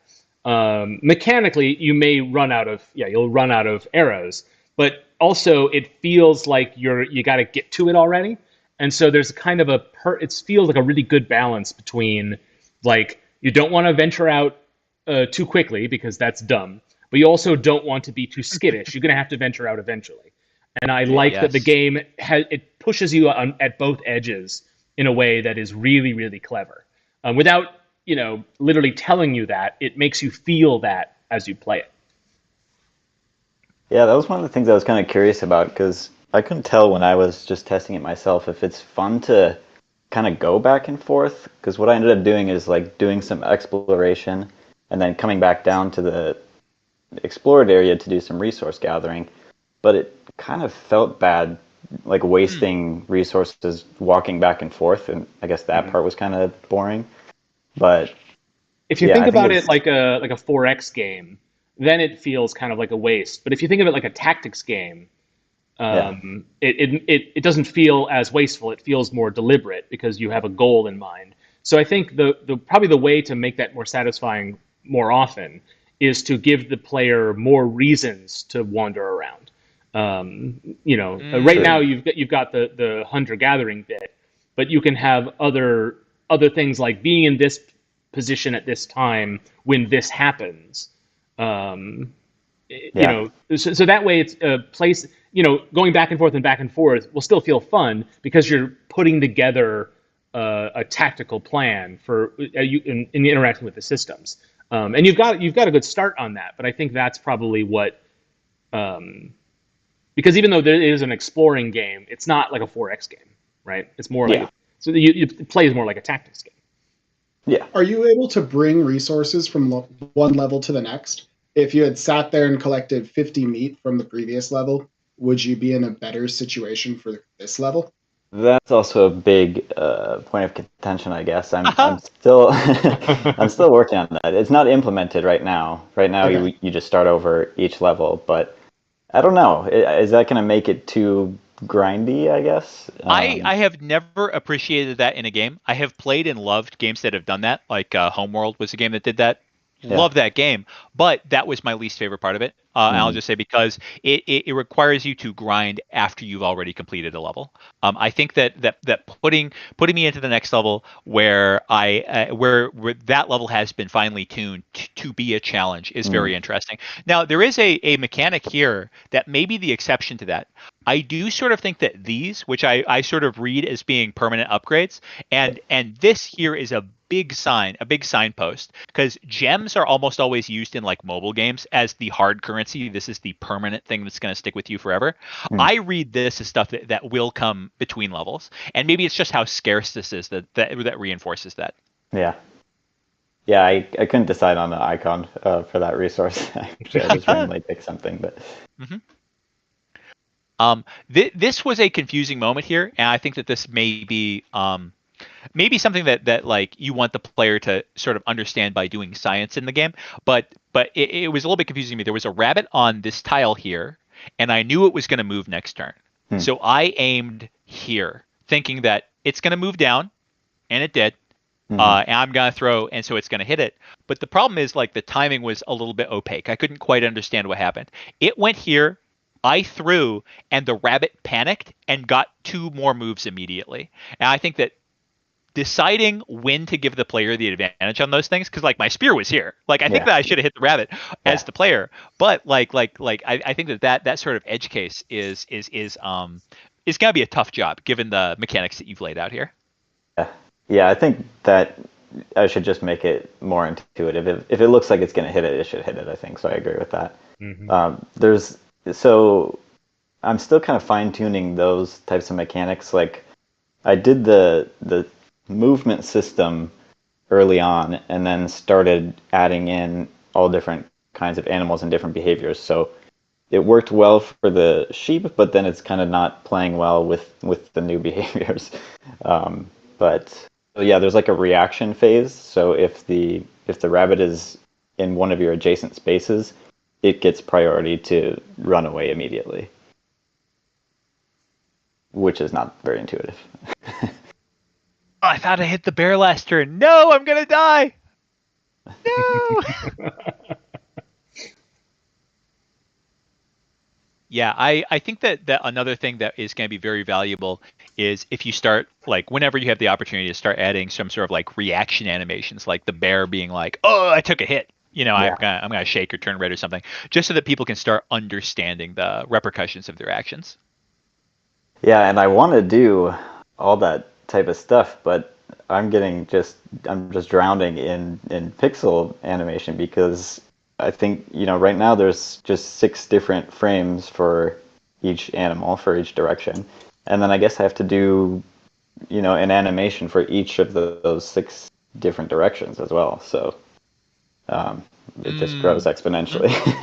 I suppose that you could do a global animation, at least for the time being, because the stage the game is in. I wouldn't wait. Like I think that like you're more drawn, as far as I can tell, towards mechanics. Yeah. Like I'm thinking that like if the rabbit had like just sort of like a little like sort of popping up and down just a little bit, or just like a little bit of movement to tell me, oh, that thing is getting ready to do a move next turn. That alone would be super helpful. Yeah, I agree. The other thing is this. And this is such a tough logic question. Is the spear is delayed by a turn, but I think that reactions to my movement aren't. Like if I throw a spear, animals move before the spear gets chucked. But if I move, then my move there happened before the rabbit moved, so it panicked and it moved off. And so I feel like making those decisions it's just gonna be so challenging.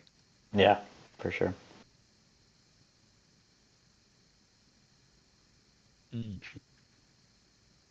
All right, shall we turn this over to the person who is now the #1 playtester? Dale, you want to give it a go? You feel like I got enough of a handle on how it's supposed to work? Oh no, we lost Dale. Uh-oh. Oh, no, I was talking the whole time. I was just on mute. I mean, just the last bit. I pressed connect, but I have not connected. Oh, fantastic. Should I disconnect you? Yeah, I will kick you off. Just don't touch the mouse. Perfect. And I will connect Dale, and I will give you mouse control. Okay. There, and then you'll probably restart the game. Yes, I do. How do I do that? Let's see if you can figure it out.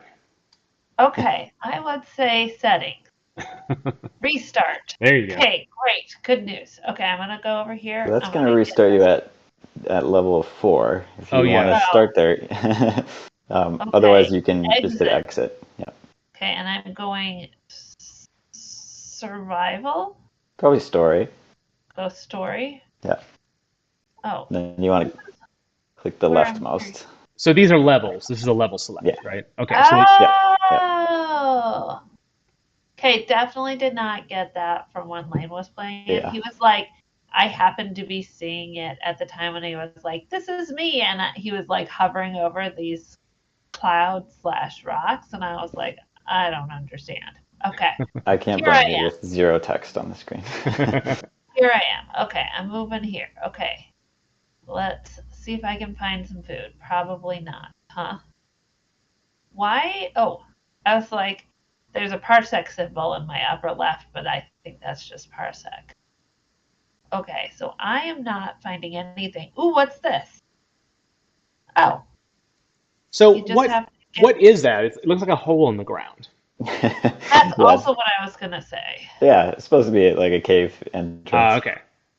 Yeah. Okay, so it represents finding a place to stay for the night? Is that kind of the... Yeah. I mean, it's just a level exit, but yeah, just how it's represented is something you'll want to play with as you build out the visual style of the game. Yeah. Yeah, for sure.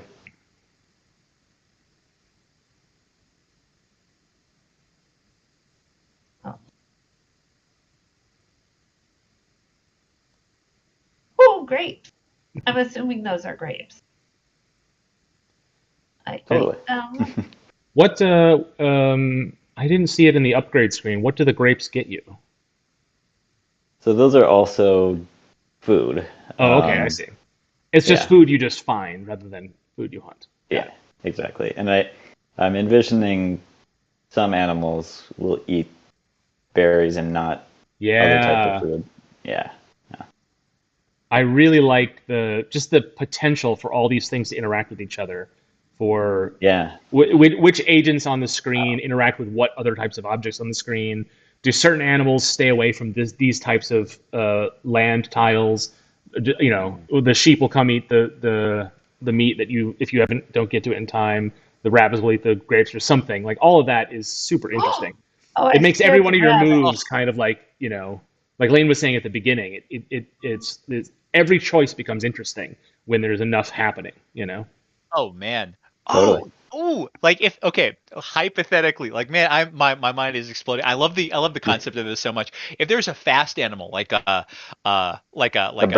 snake or like a crocodile or I don't know, some sort of carnivorous animal where you can they get attracted to meat, so you could leave meat out so that they could linger a few turns as they eat it, and you could throw spears at them that way. Because it's the only way you can attack them is when because they otherwise never stay still.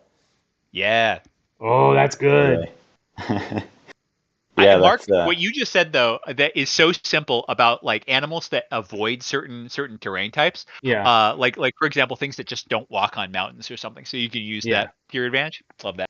Well, the whole thing is just trying to predict your opponent's behavior. Because you think of like a tactics game, you generally, because you're taking, go back and forth, you kind of like react to what they did.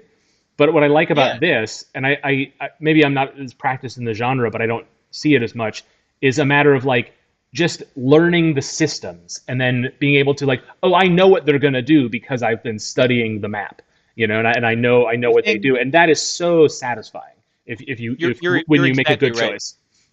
I mean, the thing that immediately, like as soon as I started getting it, I just thought that it's so smart about this game in particular is that I was like, oh man, like my weapon is delayed by a turn.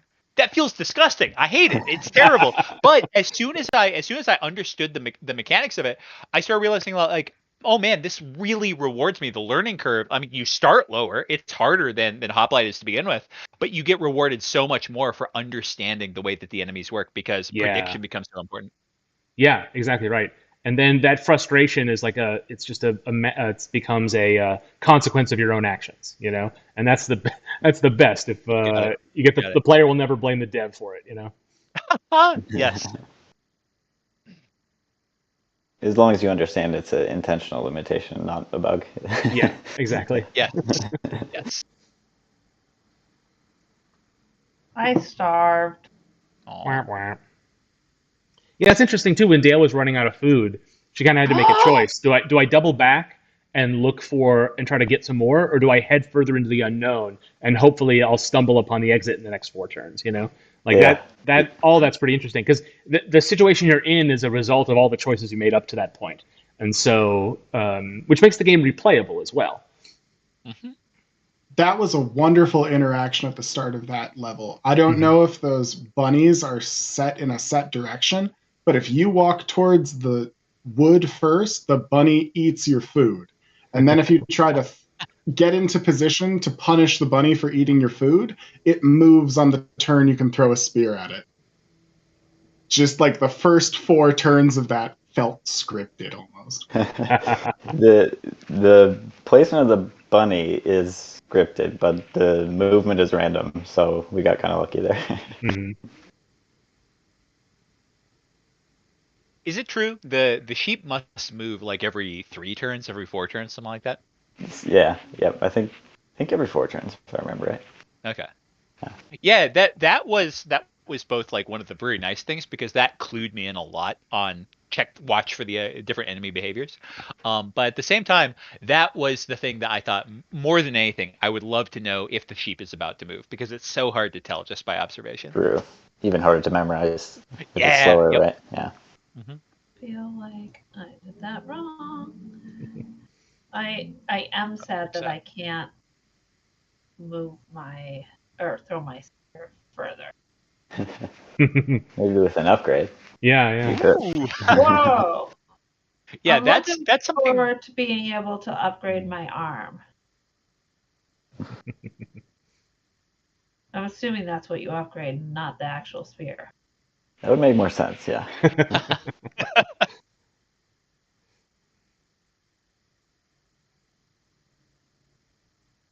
Yeah, I do think that as soon as you are able to get in text explanations or some sort of explanation on what each part does in the character upgrade screen, I think that's going to be very exciting. Yeah, for sure.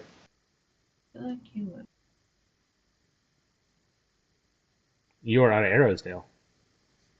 I do not understand because I want this to be. Oh, you want that to be your inventory, but that's the cost. Yeah. Yes. Yes. That's interesting. Yeah. Run away! So Dale, I think you did that thing where you spent a little bit too much time hunting and not enough time exploring. I think so too. Okay, Like, this time I'm gonna go get that first.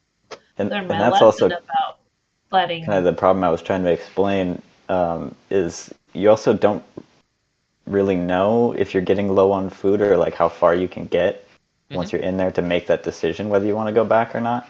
Yeah, I think that the clues that I'm seeing just from watching is that when you explore enough area, then what that means is that your potential food sources become 3 or 4 or 5 tiles away, and then you start to think that it's going to cost you more, or you might end up with a net gain of 1 or 2, but then you're 3 further tiles away from the frontier, and so I think that's the point when you need to start heading forward. But then, of course, your hunting opportunities diminish the more open space there are. So it becomes your exploration choices matter more, I think. That is a little hard to communicate, and there might be other systems you can have to explain or to clue the player into when it's time to change tack, you know? Yeah. I think that in most cases right now, if you're getting 7 meat per kill, it's just not worth it to turn around. Because if you have to turn around 1 turn, and then attacking takes a turn, and then you have to move 2 turns to collect your meat, then that is exactly the 7 if you walk back to your starting location. Yeah. Yeah. And maybe the solution, the other thing I was considering experimenting with that I haven't really done yet is maybe it just doesn't cost extra food to do the exploration part, and you're just losing 1 per turn and kind of scale everything down. Yeah, I mean, there's some thematic explanation, right? Like the thing that I always get frustrated with games is when they're like perfectly, like all the numbers make sense, but like it doesn't make sense in the world. And I think it is a little strange because you're not. I mean, visually, are you clearing the brush? In which case, that would take that would take energy, and so it makes some logical sense. Or are you just removing the fog of war? In which case, it wouldn't make sense for it to cost you anything. I just don't think it's clear enough yet what you're communicating with that visually. And I think mechanically, you may decide that it shouldn't be that punishing. But I think the other element to it is to make sure that it just makes sense to the player, that happens. Because you could always just make hunting more more rewarding. In which case, that would make the numbers add up, balance better. You know. Yeah. And that could be one of those. These bear response. That was very punishing. And if you're talking about connecting it to the actual brush clearing, you could then have tools for the brush clearing. Yeah. I love how when the player dies, they produce meat. That is so dramatic to me. You were just an animal in this world. So, can you avoid the snake? Like, could Dale have moved down and to the right in order to evade the snake's attack? Yeah. Yep. Okay. So just directly backward is where, or if you stand still, which. Because they can lunge 2 spaces. Now, I was gonna say, I think that the speed that the game plays right now, I really like it. I think that it like. In my ideal world, in Lane's perfect world, this would be an option that you could turn on in the settings for the game to play at this speed as fast as it is right now. Yeah. I was going to suggest that maybe the base speed of the game could be slower, where you would throw the spear, and then what would happen is you would actually see in turn order the snake strike at you, and then you chuck the spear. As it is, so many things happen at the same time that I think that it's hard to pick things up. Yeah, totally agree. I think the animations need to happen sequentially, right? So you can see everything that happens. Yeah. So Dale just starved again, but she was at a position where she had 0 food, but still had a turn to play. I think that's kind of like when Mario has 0 lives, you're on your last life. But I think that doesn't make sense here because there's no way to get out of a situation like that unless there's a piece of food next to you. And I think that happens so rarely that it just kind of feels like you have a turn and then you like have choice paralysis. Like, what do I do? And then you like quickly realize, oh, there's nothing I can do. And then like, well, then anything I do, and then that is also choice paralysis. You know? Right. Good point.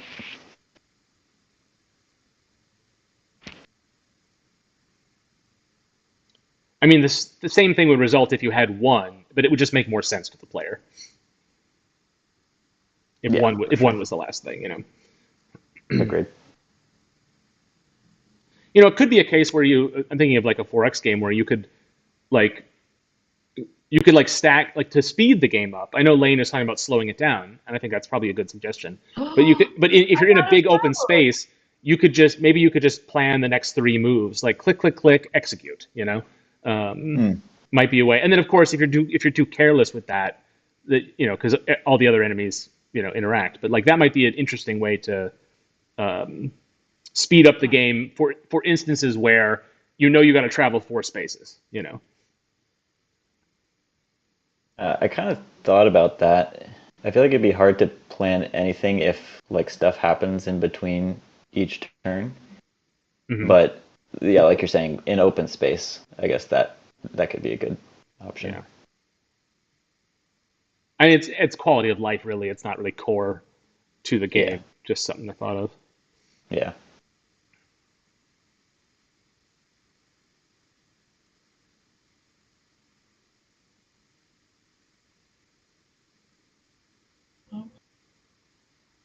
Dale, we're now just enraptured by your play. We're really rooting for you. Really? Because I feel like I'm not very good at this game. Yeah, but that's fine. That's fine. The idea is the journey. We're enjoying watching you get a little bit better. I mean, I can't speak to whether this level is balanced properly, but like it does feel like it's supposed to be hard. You know? Oh, it's a big ramp up. Yeah, and it doesn't seem brutally unfair. It seems more like you just have to like plan your moves out, you know. Too grand. I mean, that said, it may be wildly unbalanced, and it isn't actually that. But yeah. Phew.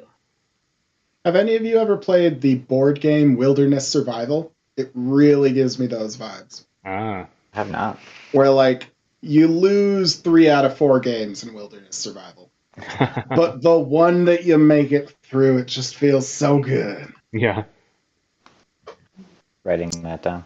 Dale, it seems like the strategy is that you really got to take that bear out immediately, because it seems like you always run out of food if you don't take care of that bear and maybe the second bear that shows up. The bear is like such a challenge. You have it to is like, really, really, and you really have to run away when you're next to it, otherwise you will be killed. Absolutely. Which means that if you miss and it comes to you, then that alone costs you 2 to 3 units of food just to get yourself back in position. Oh no, Dale's gonna die of the bear. Gosh darn it.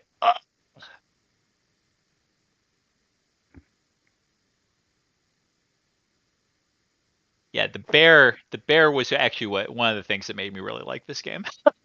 Because you have like the bear made me feel like this is like the Dark Soul of Hoplite games, where like you the bear is pretty easy to kill, but it really demands a lot out of you that you have to like respect the rules of the bear. Now my one issue with the bear though, and like enemies in general, hard enemies in general, is I really think the communication to me, one of the highest priorities is communicating that the player walks before the enemy walks, but the player throws the spear after the enemy walks. And I think that's like the number one challenge to me, because like in the situation where if Dale moved into the precise position, if the bear is walking directly away from Dale, and Dale walks towards the bear in order to be in the position to throw the spear next turn, then the bear is going to get a free attack on Dale.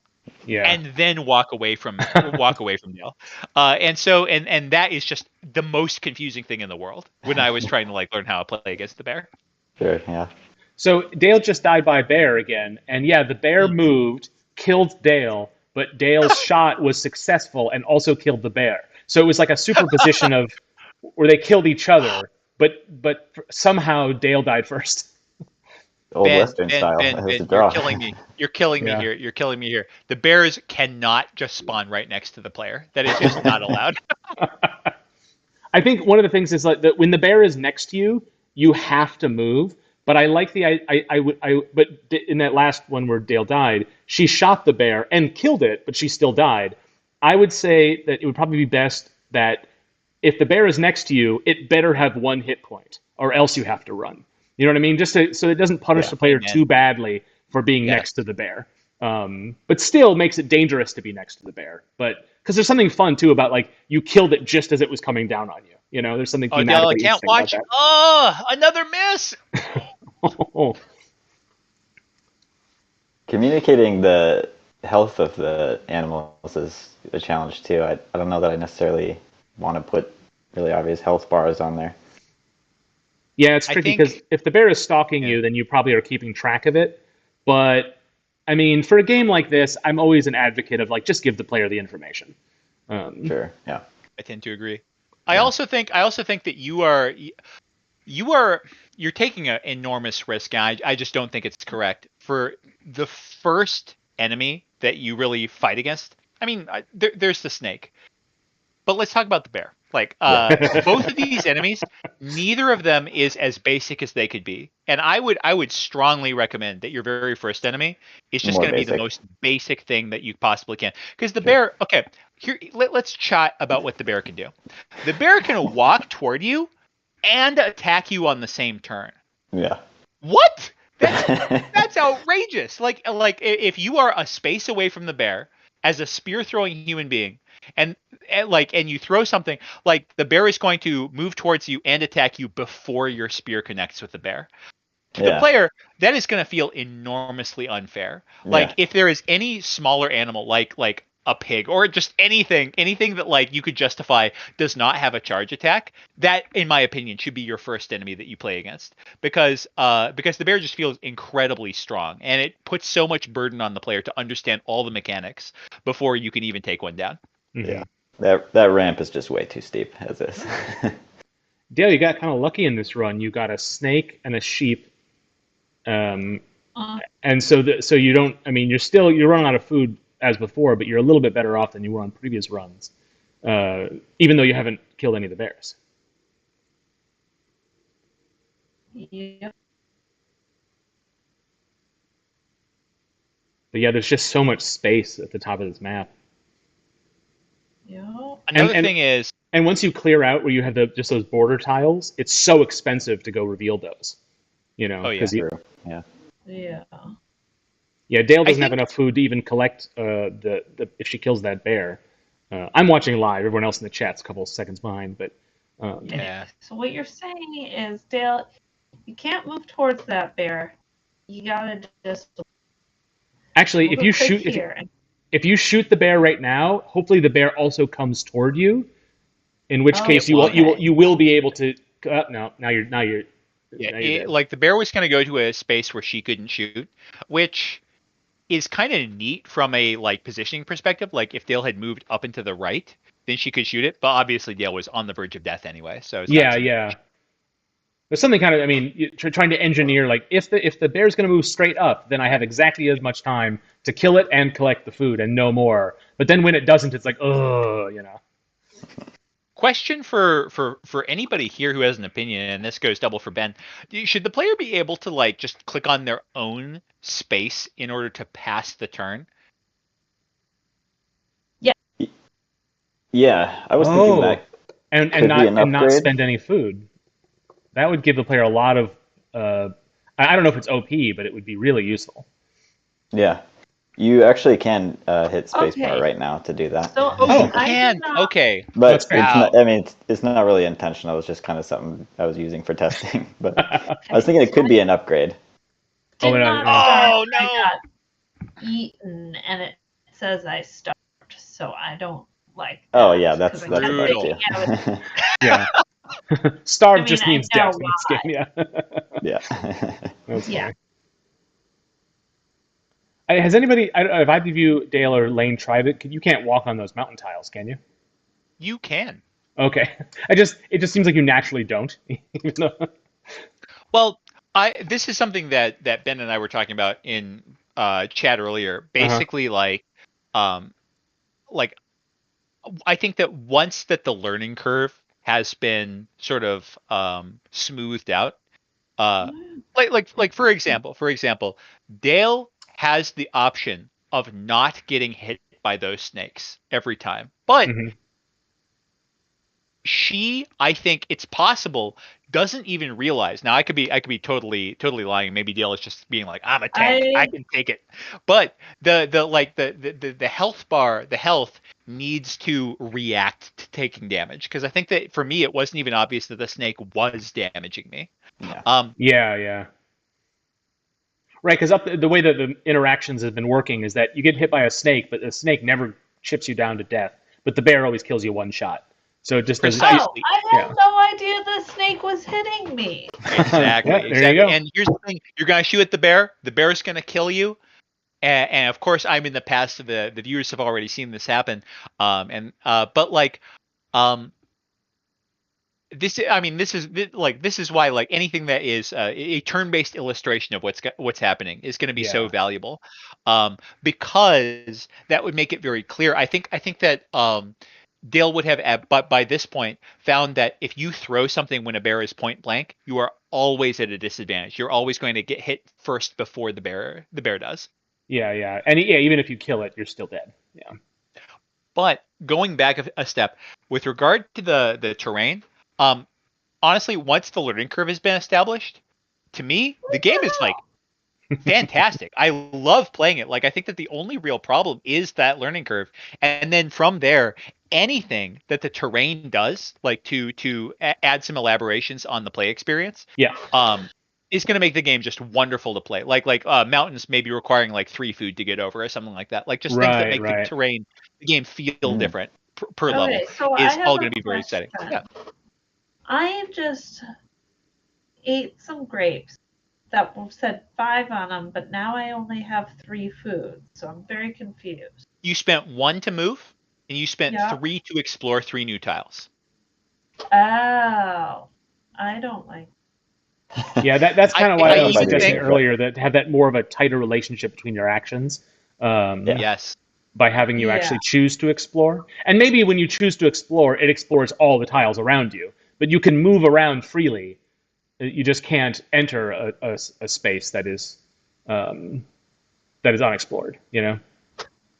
The other thing, if I can remain true to Ben's artistic vision here, is if you moved into those territories, like and explored something, but then the fog of war, as it lifted, it showed -1 food, just like puffing up as you moved into those.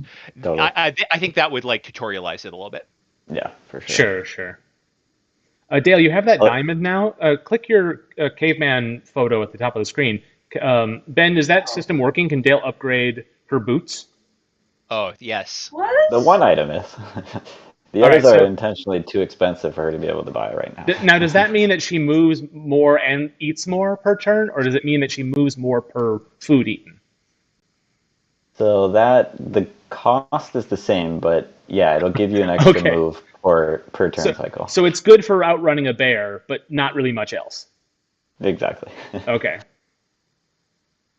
I think my expectation would be that you can move with the same amount of energy. That's what it feels like to me. But yeah.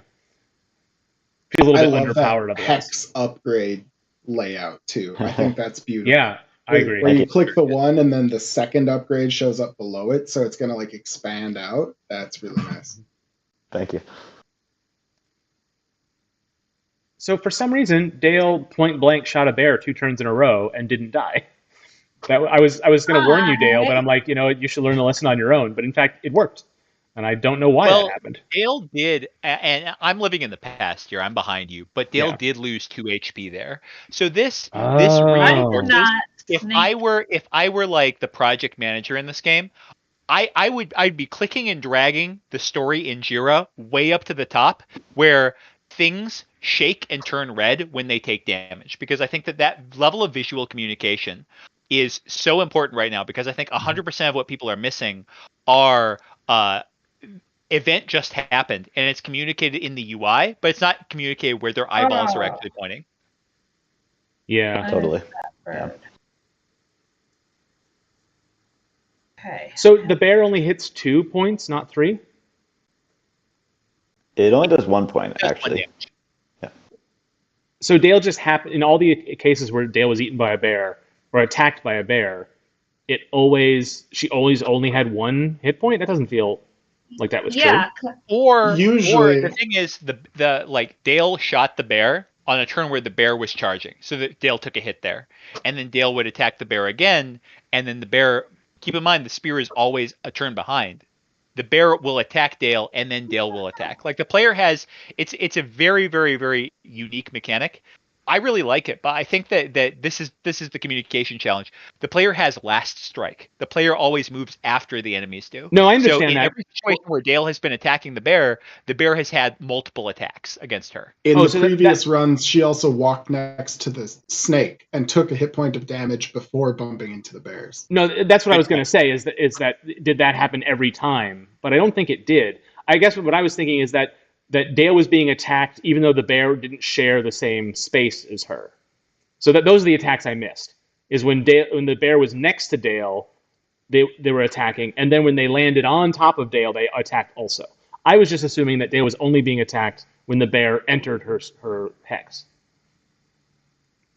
So I just assumed that the bear was one-shot kill the whole game. Because it seems to always at least get 2 hits on you, maybe more than that. And then, maybe you get hit by the snake once. But it seems like until just recently, the bear killed her every time she encountered it. And so it just felt like it happened on the first shot. Bear! Wait, can I run away? You can, but we just learned it won't kill you on 1 shot. I know, but also,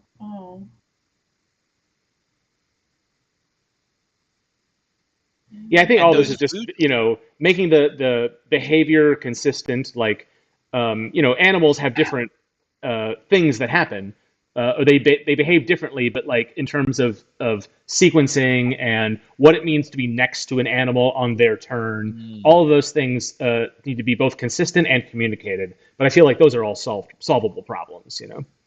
Yeah.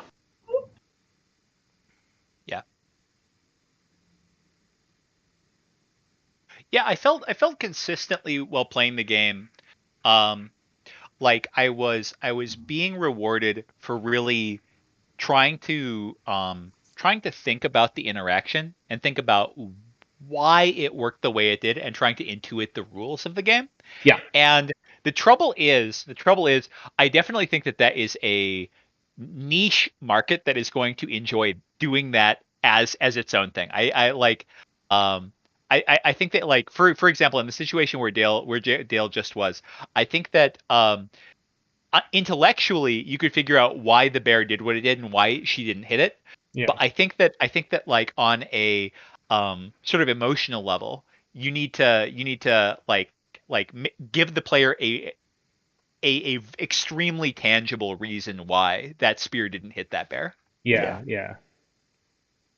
That's a good point. Yeah, I'm still trying to hone in on my audience as well. It's me. I just want to play this game. This is fantastic. Thank you. And this is the first game project that you've worked on? Well, I've been working on it's more or less the same code base for 5 years now, but it's taken just extremely different forms, 10 times now. But this is the first idea that I've had that just seems like the sky is the limit, and I just have all these ideas of how I can expand it. Yeah. Unlike the other projects where I just get to some point and then feel like, well, there's just nowhere else I can go from here. Sorry for laughing. Dale just got her meat eaten by a rabbit, which is hilarious. But yeah, I see exactly what you mean. I think that you have found something that has a lot of I don't know if there's a game industry jargon for this, but I definitely think of it as being leverage, where you can put in a relatively simple idea, like an enemy that moves every turn or an enemy that moves every 3 turns, and all of a sudden that is vastly different and it provides a lot more gameplay, which is a really cool place to be. Mm-hmm. Oh. Oh, you got that right at the time you needed it. You had to pick up at 7? I'm out of beers, so yes. So yeah, now you just got to go exploring. Mm-hmm. I believe in you, Dale. Um, Yeah, I I think am once going to Dale die. Oh, there you go. Some game stats. Woo! Woo! Oh my Oh, gosh! and the no reference exception. Awesome. Classic. The ultimate reward. It wouldn't be a dev build without a couple of no reference exceptions. There you go. Exit. Okay. That's Well, your I think badge that's of a really honor. good stopping point. Victory for Dale. Oh. You Yeah, I want- clicked on things already. Okay. I don't have any wood. Oh, goodbye. Thank you. Yeah, That was totally. fun. I realized I don't like to think about or remember things, so that's cool. Great feedback. So Dale, overall impressions. Like you did seem like you. I know this is an artificial environment, but you really seemed motivated to finish that last level in spite of whatever Yeah. like balance problems it had. So that says a lot of good things about the gameplay loop. Yeah, I did not like that I was unaware that I was being struck Hmm. by that Mm. snake. Yeah. I am like it seems like the snakes always appear in the same spot. They do, as of now, yeah. I know. I mean, that's why I kept just throwing a spear into the wood. Yeah. Smart. And it was successful. Yeah, I But- think a lot of the stuff that's in unexplored territory will be randomized eventually. Yeah. Like even But the everything location of else the seemed cave. okay. It seemed like there were times where it'd be impossible to win based on the placement of the cave entrance. That's probably true. Yeah. There's like not this last level, but the one before that. It was like tucked behind a mountain, by which Yeah. I mean I don't climb mountains because they look steep, not because they are steep. Hmm. But yeah, and so I wouldn't have naturally gone there. I would have gone elsewhere first. Yeah, that food cost is really high. I think that ability to skip a turn might solve. I mean, you don't want to use this as a band-aid, but it might solve a lot of Yeah. issues because when Dale was trying to do some hunting and it wasn't going well, she had like very little arrows left, and all the enemies were two or three tiles further than would make sense, and she was running out of food. At that point, death is so inevitable. Like you can't change tack and go you can't rush into the forest hoping to find it because it costs like four times as much to explore than it does just to walk, and just making your way to an enemy to kill them. So like it seems like you're going to lose a little bit earlier than you should know. Yeah. But It being feels able to bad. being able to skip a turn lets you like let the simulation play out, let the enemies come to you, and let you more judiciously use your remaining resources in those situations. You're still probably going to lose, but at least you get to play a little bit before you die. You know. Yeah, Yeah. you Yeah, that's a get good to idea. wait. You know that rabbit's gonna move, so you can't throw your spear at it, but you can't move after it because it's gonna move, and then it's not gonna be anything. But if you just wait, it might move to where your spear can reach it. Yeah, now that's a way to cheese the rabbits, right? You can just if you skip every other turn, you always can hit a rabbit when it's still. But then you can certainly you can dissuade the player from, or you can let the player do that. But maybe you can have a score mechanic where the number of turns it takes to find the entrance is something that the player wants to keep down. Or certainly in a case where you're just waiting out the rabbits, a bear can get closer and closer to you. You know. Yeah, well, So I there's was ways to also balance gonna that. say, if you move one space, it still costs you one food, right? Yeah. Yep. Yep. So if I stay on the same space, it should still cost me one food. Well, I I mean, don't the know. logic is that you're not using any quote unquote energy, but if you're talking about a real person camping in the forest, you're still going to eat roughly the same amount of food whether you move or not. But I don't think that's the logic we're going with here, right?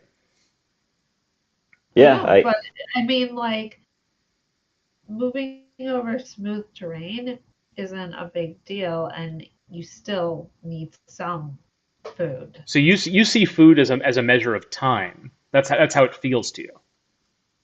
I see food as a measure of time plus a measure of effort. Right, but it wouldn't make sense to you for it to not be used at all, unless, say, it only was used when exploring. Yes. Ah, that's interesting. It wouldn't make sense to me for it not to be used. Like, even if I stay on the same spot, Yeah. it should use a food, Uh-huh. just because breathing and stuff takes energy. Right. Yeah, maybe you use one food by default each turn, but then moving will cost an extra food. So Right, just give the player a little bit more food, but then have more of a scaling. Yeah, that's interesting. Okay. Yeah. So I have a question. Yeah. Which is, when I die, how many food units do I become? Great question. How many turns does the bear get? I'm not as big as bear. Maybe I should let the game play out for a few turns after you die, just to see what happens. Pretty sure I'm bigger than a rabbit. Don't know about the sheep. You could turn this into a full simulation where all the enemies also have limited food and they can also starve, but then they attack each other to pick up. I mean, that would be kind of interesting. I mean, it would be very complicated, but yeah, that's not how my brain did go there. But I feel like I already have a lot on my plate. So yeah, you'd have to change the name to Eat or Be Eaten. If anybody has name suggestions, I'm in need of that as well. Oh, well, I'm gonna call it Eat then. I like it. Or Watch Out for Bears. I mean, that's just good advice, right? Yeah, Watch the game. Out for Bears. The dwindling resources is the core mechanic of the game. So it's a survival horror game in a sense, even if it doesn't feel like that. So I think that might be where you'd want to go with theming and naming is like the kind of harsh wilderness or treacherous journey or something. I mean, those are corny names, but like something that invokes that feeling of like, always just about to lose it. Yeah, I like that. And that can also impact your sort of visual styling. So it could be more of a bleak forest environment and less of a Hylian or Boy Scout environment. Yeah. Yeah, and I think maybe that would work better depending on the audience that I kind of settle on. Mm-hmm. I'm gonna go with survive time. And you have to say it like that too, like it's a really boring game show. Now it's time for a survive time. Who will starve and who will get eaten by a bear? We don't know yet, but we only have one text that tells you who starved.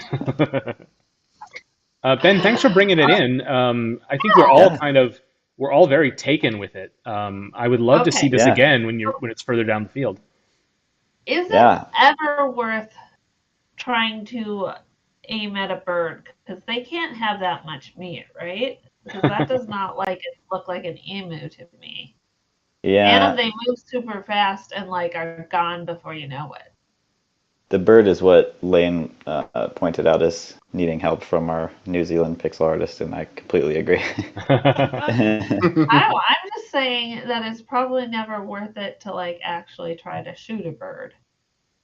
And that's also something I was trying to balance is it almost seems like the smaller animals should be harder to hit because they're faster, but then it would make sense if they had less meat. So it's kind of a weird thing to balance, but it does sort of make sense to have one enemy that's just kind of it's fruitless to even attempt, just to kind of to irritate the player. I mean, that's obvious. What I feel about the bird. Yeah, I mean, that's it seems to be doing the job. It buzzes overhead. There aren't any snakes or rabbits nearby. All right, I'm going to move 3 squares and shoot at this thing, and then you've just wasted your time. That actually has that is kind of even though that seems like a bad interaction, that is kind of delivers the feeling that you want from the game in a sense.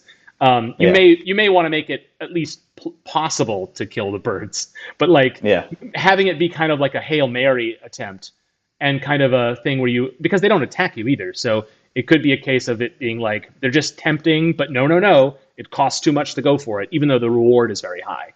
If you are able to land that shot, like that seems interesting to me. Makes the world feel a little more alive. Yeah, totally. Mm-hmm. Lane, you were the first to fall in love with this one. What are your parting thoughts? Oh man, yeah, I think that I can see why this is the sort of game where you would spend a lot of time trying to get it right. Mm-hmm. You said that you've been working on this for a few years, and I'm definitely familiar with that sort of idea. The board game that I've shown here a couple of times is one where I had sort of a core idea and sort of stewed on it for several years before I got it right. This feels like it's really rounding the corner to being done correctly. The challenge is that you're getting an enormous amount of your flourishing here from a difficult mechanic. Yeah. You were like, okay, like to use the example that is so overwrought, it's funny whenever anybody says it, but like the commitment that you make when you do the Dark Souls style attacks, where your attacks take some time to execute, is that on the other end, you absolutely must communicate things clearly, and you have to make things happen very consistently. You are taking this extremely successful formula from the game Hoplite. You are successfully really rewarding the player for researching, studying the world, and all this stuff seems very in theme with a nature survival game. But in doing so, you are signing up to this commitment of needing to communicate things. And I think that we've talked about illustrating things in chronological order so that players can understand what's going on. And I think that the other thing that's very important, also brought up today, is the multiplicity of signal. You're basically showing things in the HUD, but the player, Dale was doing this, Mark was doing this when he was observing the game, I was doing this when I started playing the game. You're watching the character and the things that are happening around the character. And right now, that's not doing any work to communicate what's happening. I think that showing things like when the bear gets hit, have the bear turn flash or shake or something to show that it's doing that something is happening. When I take damage, have me flash and shake so that I know what's going on. When I move into the fog of war, show negative meat signs or something, or have the UI pulse or something to draw my attention. At the moment, you have about like somewhere between 8 and a dozen different things that players are not picking up because they need something that draws the eye. I think that once you do that communication, you're going to have a lot more people like me that really love the game for its mechanics. I think that there's a reason that you've chosen to stick with this for so long. But I think that delivering that to people is all about the signal and getting that signal across to people and making it so that the game is understandable to people. Because even I, who am a big fan of the game, the first 10 minutes that I was with it, I was like, what is even going on here? I was not liking it. But once I stuck with it because I knew it was going to be on the show, it won me over. It won me over because I chose to spend that time with it. So getting people over that hump faster, I think, is the number one goal at this point. Yeah, and 10 minutes is probably far too long for most people. Oh, you got it. You got it. Especially if this is going to be like a mobile game. I mean, you want to win people over just right away. Yeah, overall, Awesome I think summary. Lane has really nailed it. Like that's the work that needs to be done to polish up the core of it. I think what I like about it, other than it's just the core mechanics, is I like that the levels are small and they feel a little bit like puzzles. Where it's you have the first couple, it's kind of like chess, where like you have openings. Like there's enough randomness and enough things, situational context, that you can't just do the same strategy every time, but you can approach level 4 the same way because you've kind of figured out level 4 or whatever. I really like that about it, and I would love to see it. You just have that level select. I love the idea of completing all these levels, and I would be less interested in a more open-ended, procedurally generated version with these mechanics. I really like the way that it's set up now, and I don't know what your intent was. You have this survival mode that we really haven't touched on, but I suspect you have this kind of endless thing going. I like the idea of like these compact, sort of puzzly levels. I don't know if the caves are randomly placed. It will be, not right now. Yeah. I think that can survive something like that. It can still feel levels can be the same, but putting the cave in a random place still feels okay to me in that. But that's the thing that appeals to me most is like conquering it level by level, and studying the systems and learning how each enemy works. And then once I get to level 7, I have a lot of information because I've studied them in previous levels. But this level has something unique about it, either by the number of enemies or the placement of them or by the terrain, not necessarily introducing new mechanics per level, but just the configuration of them still provides a unique challenge in that level. But I have all this library of knowledge that I've gained from previous ones. And that is really, really exciting and really motivated to keep you going till level 100 or whatever, Yeah, awesome. That's good to know. All right. Lane, this is the earliest we've wrapped up an evening, but not by much. We've gone 2.5 hours instead of our normal three and a hair. But that's because we had 2 games tonight. We really were able to fill at least an hour or more than an hour on both of them, which is great.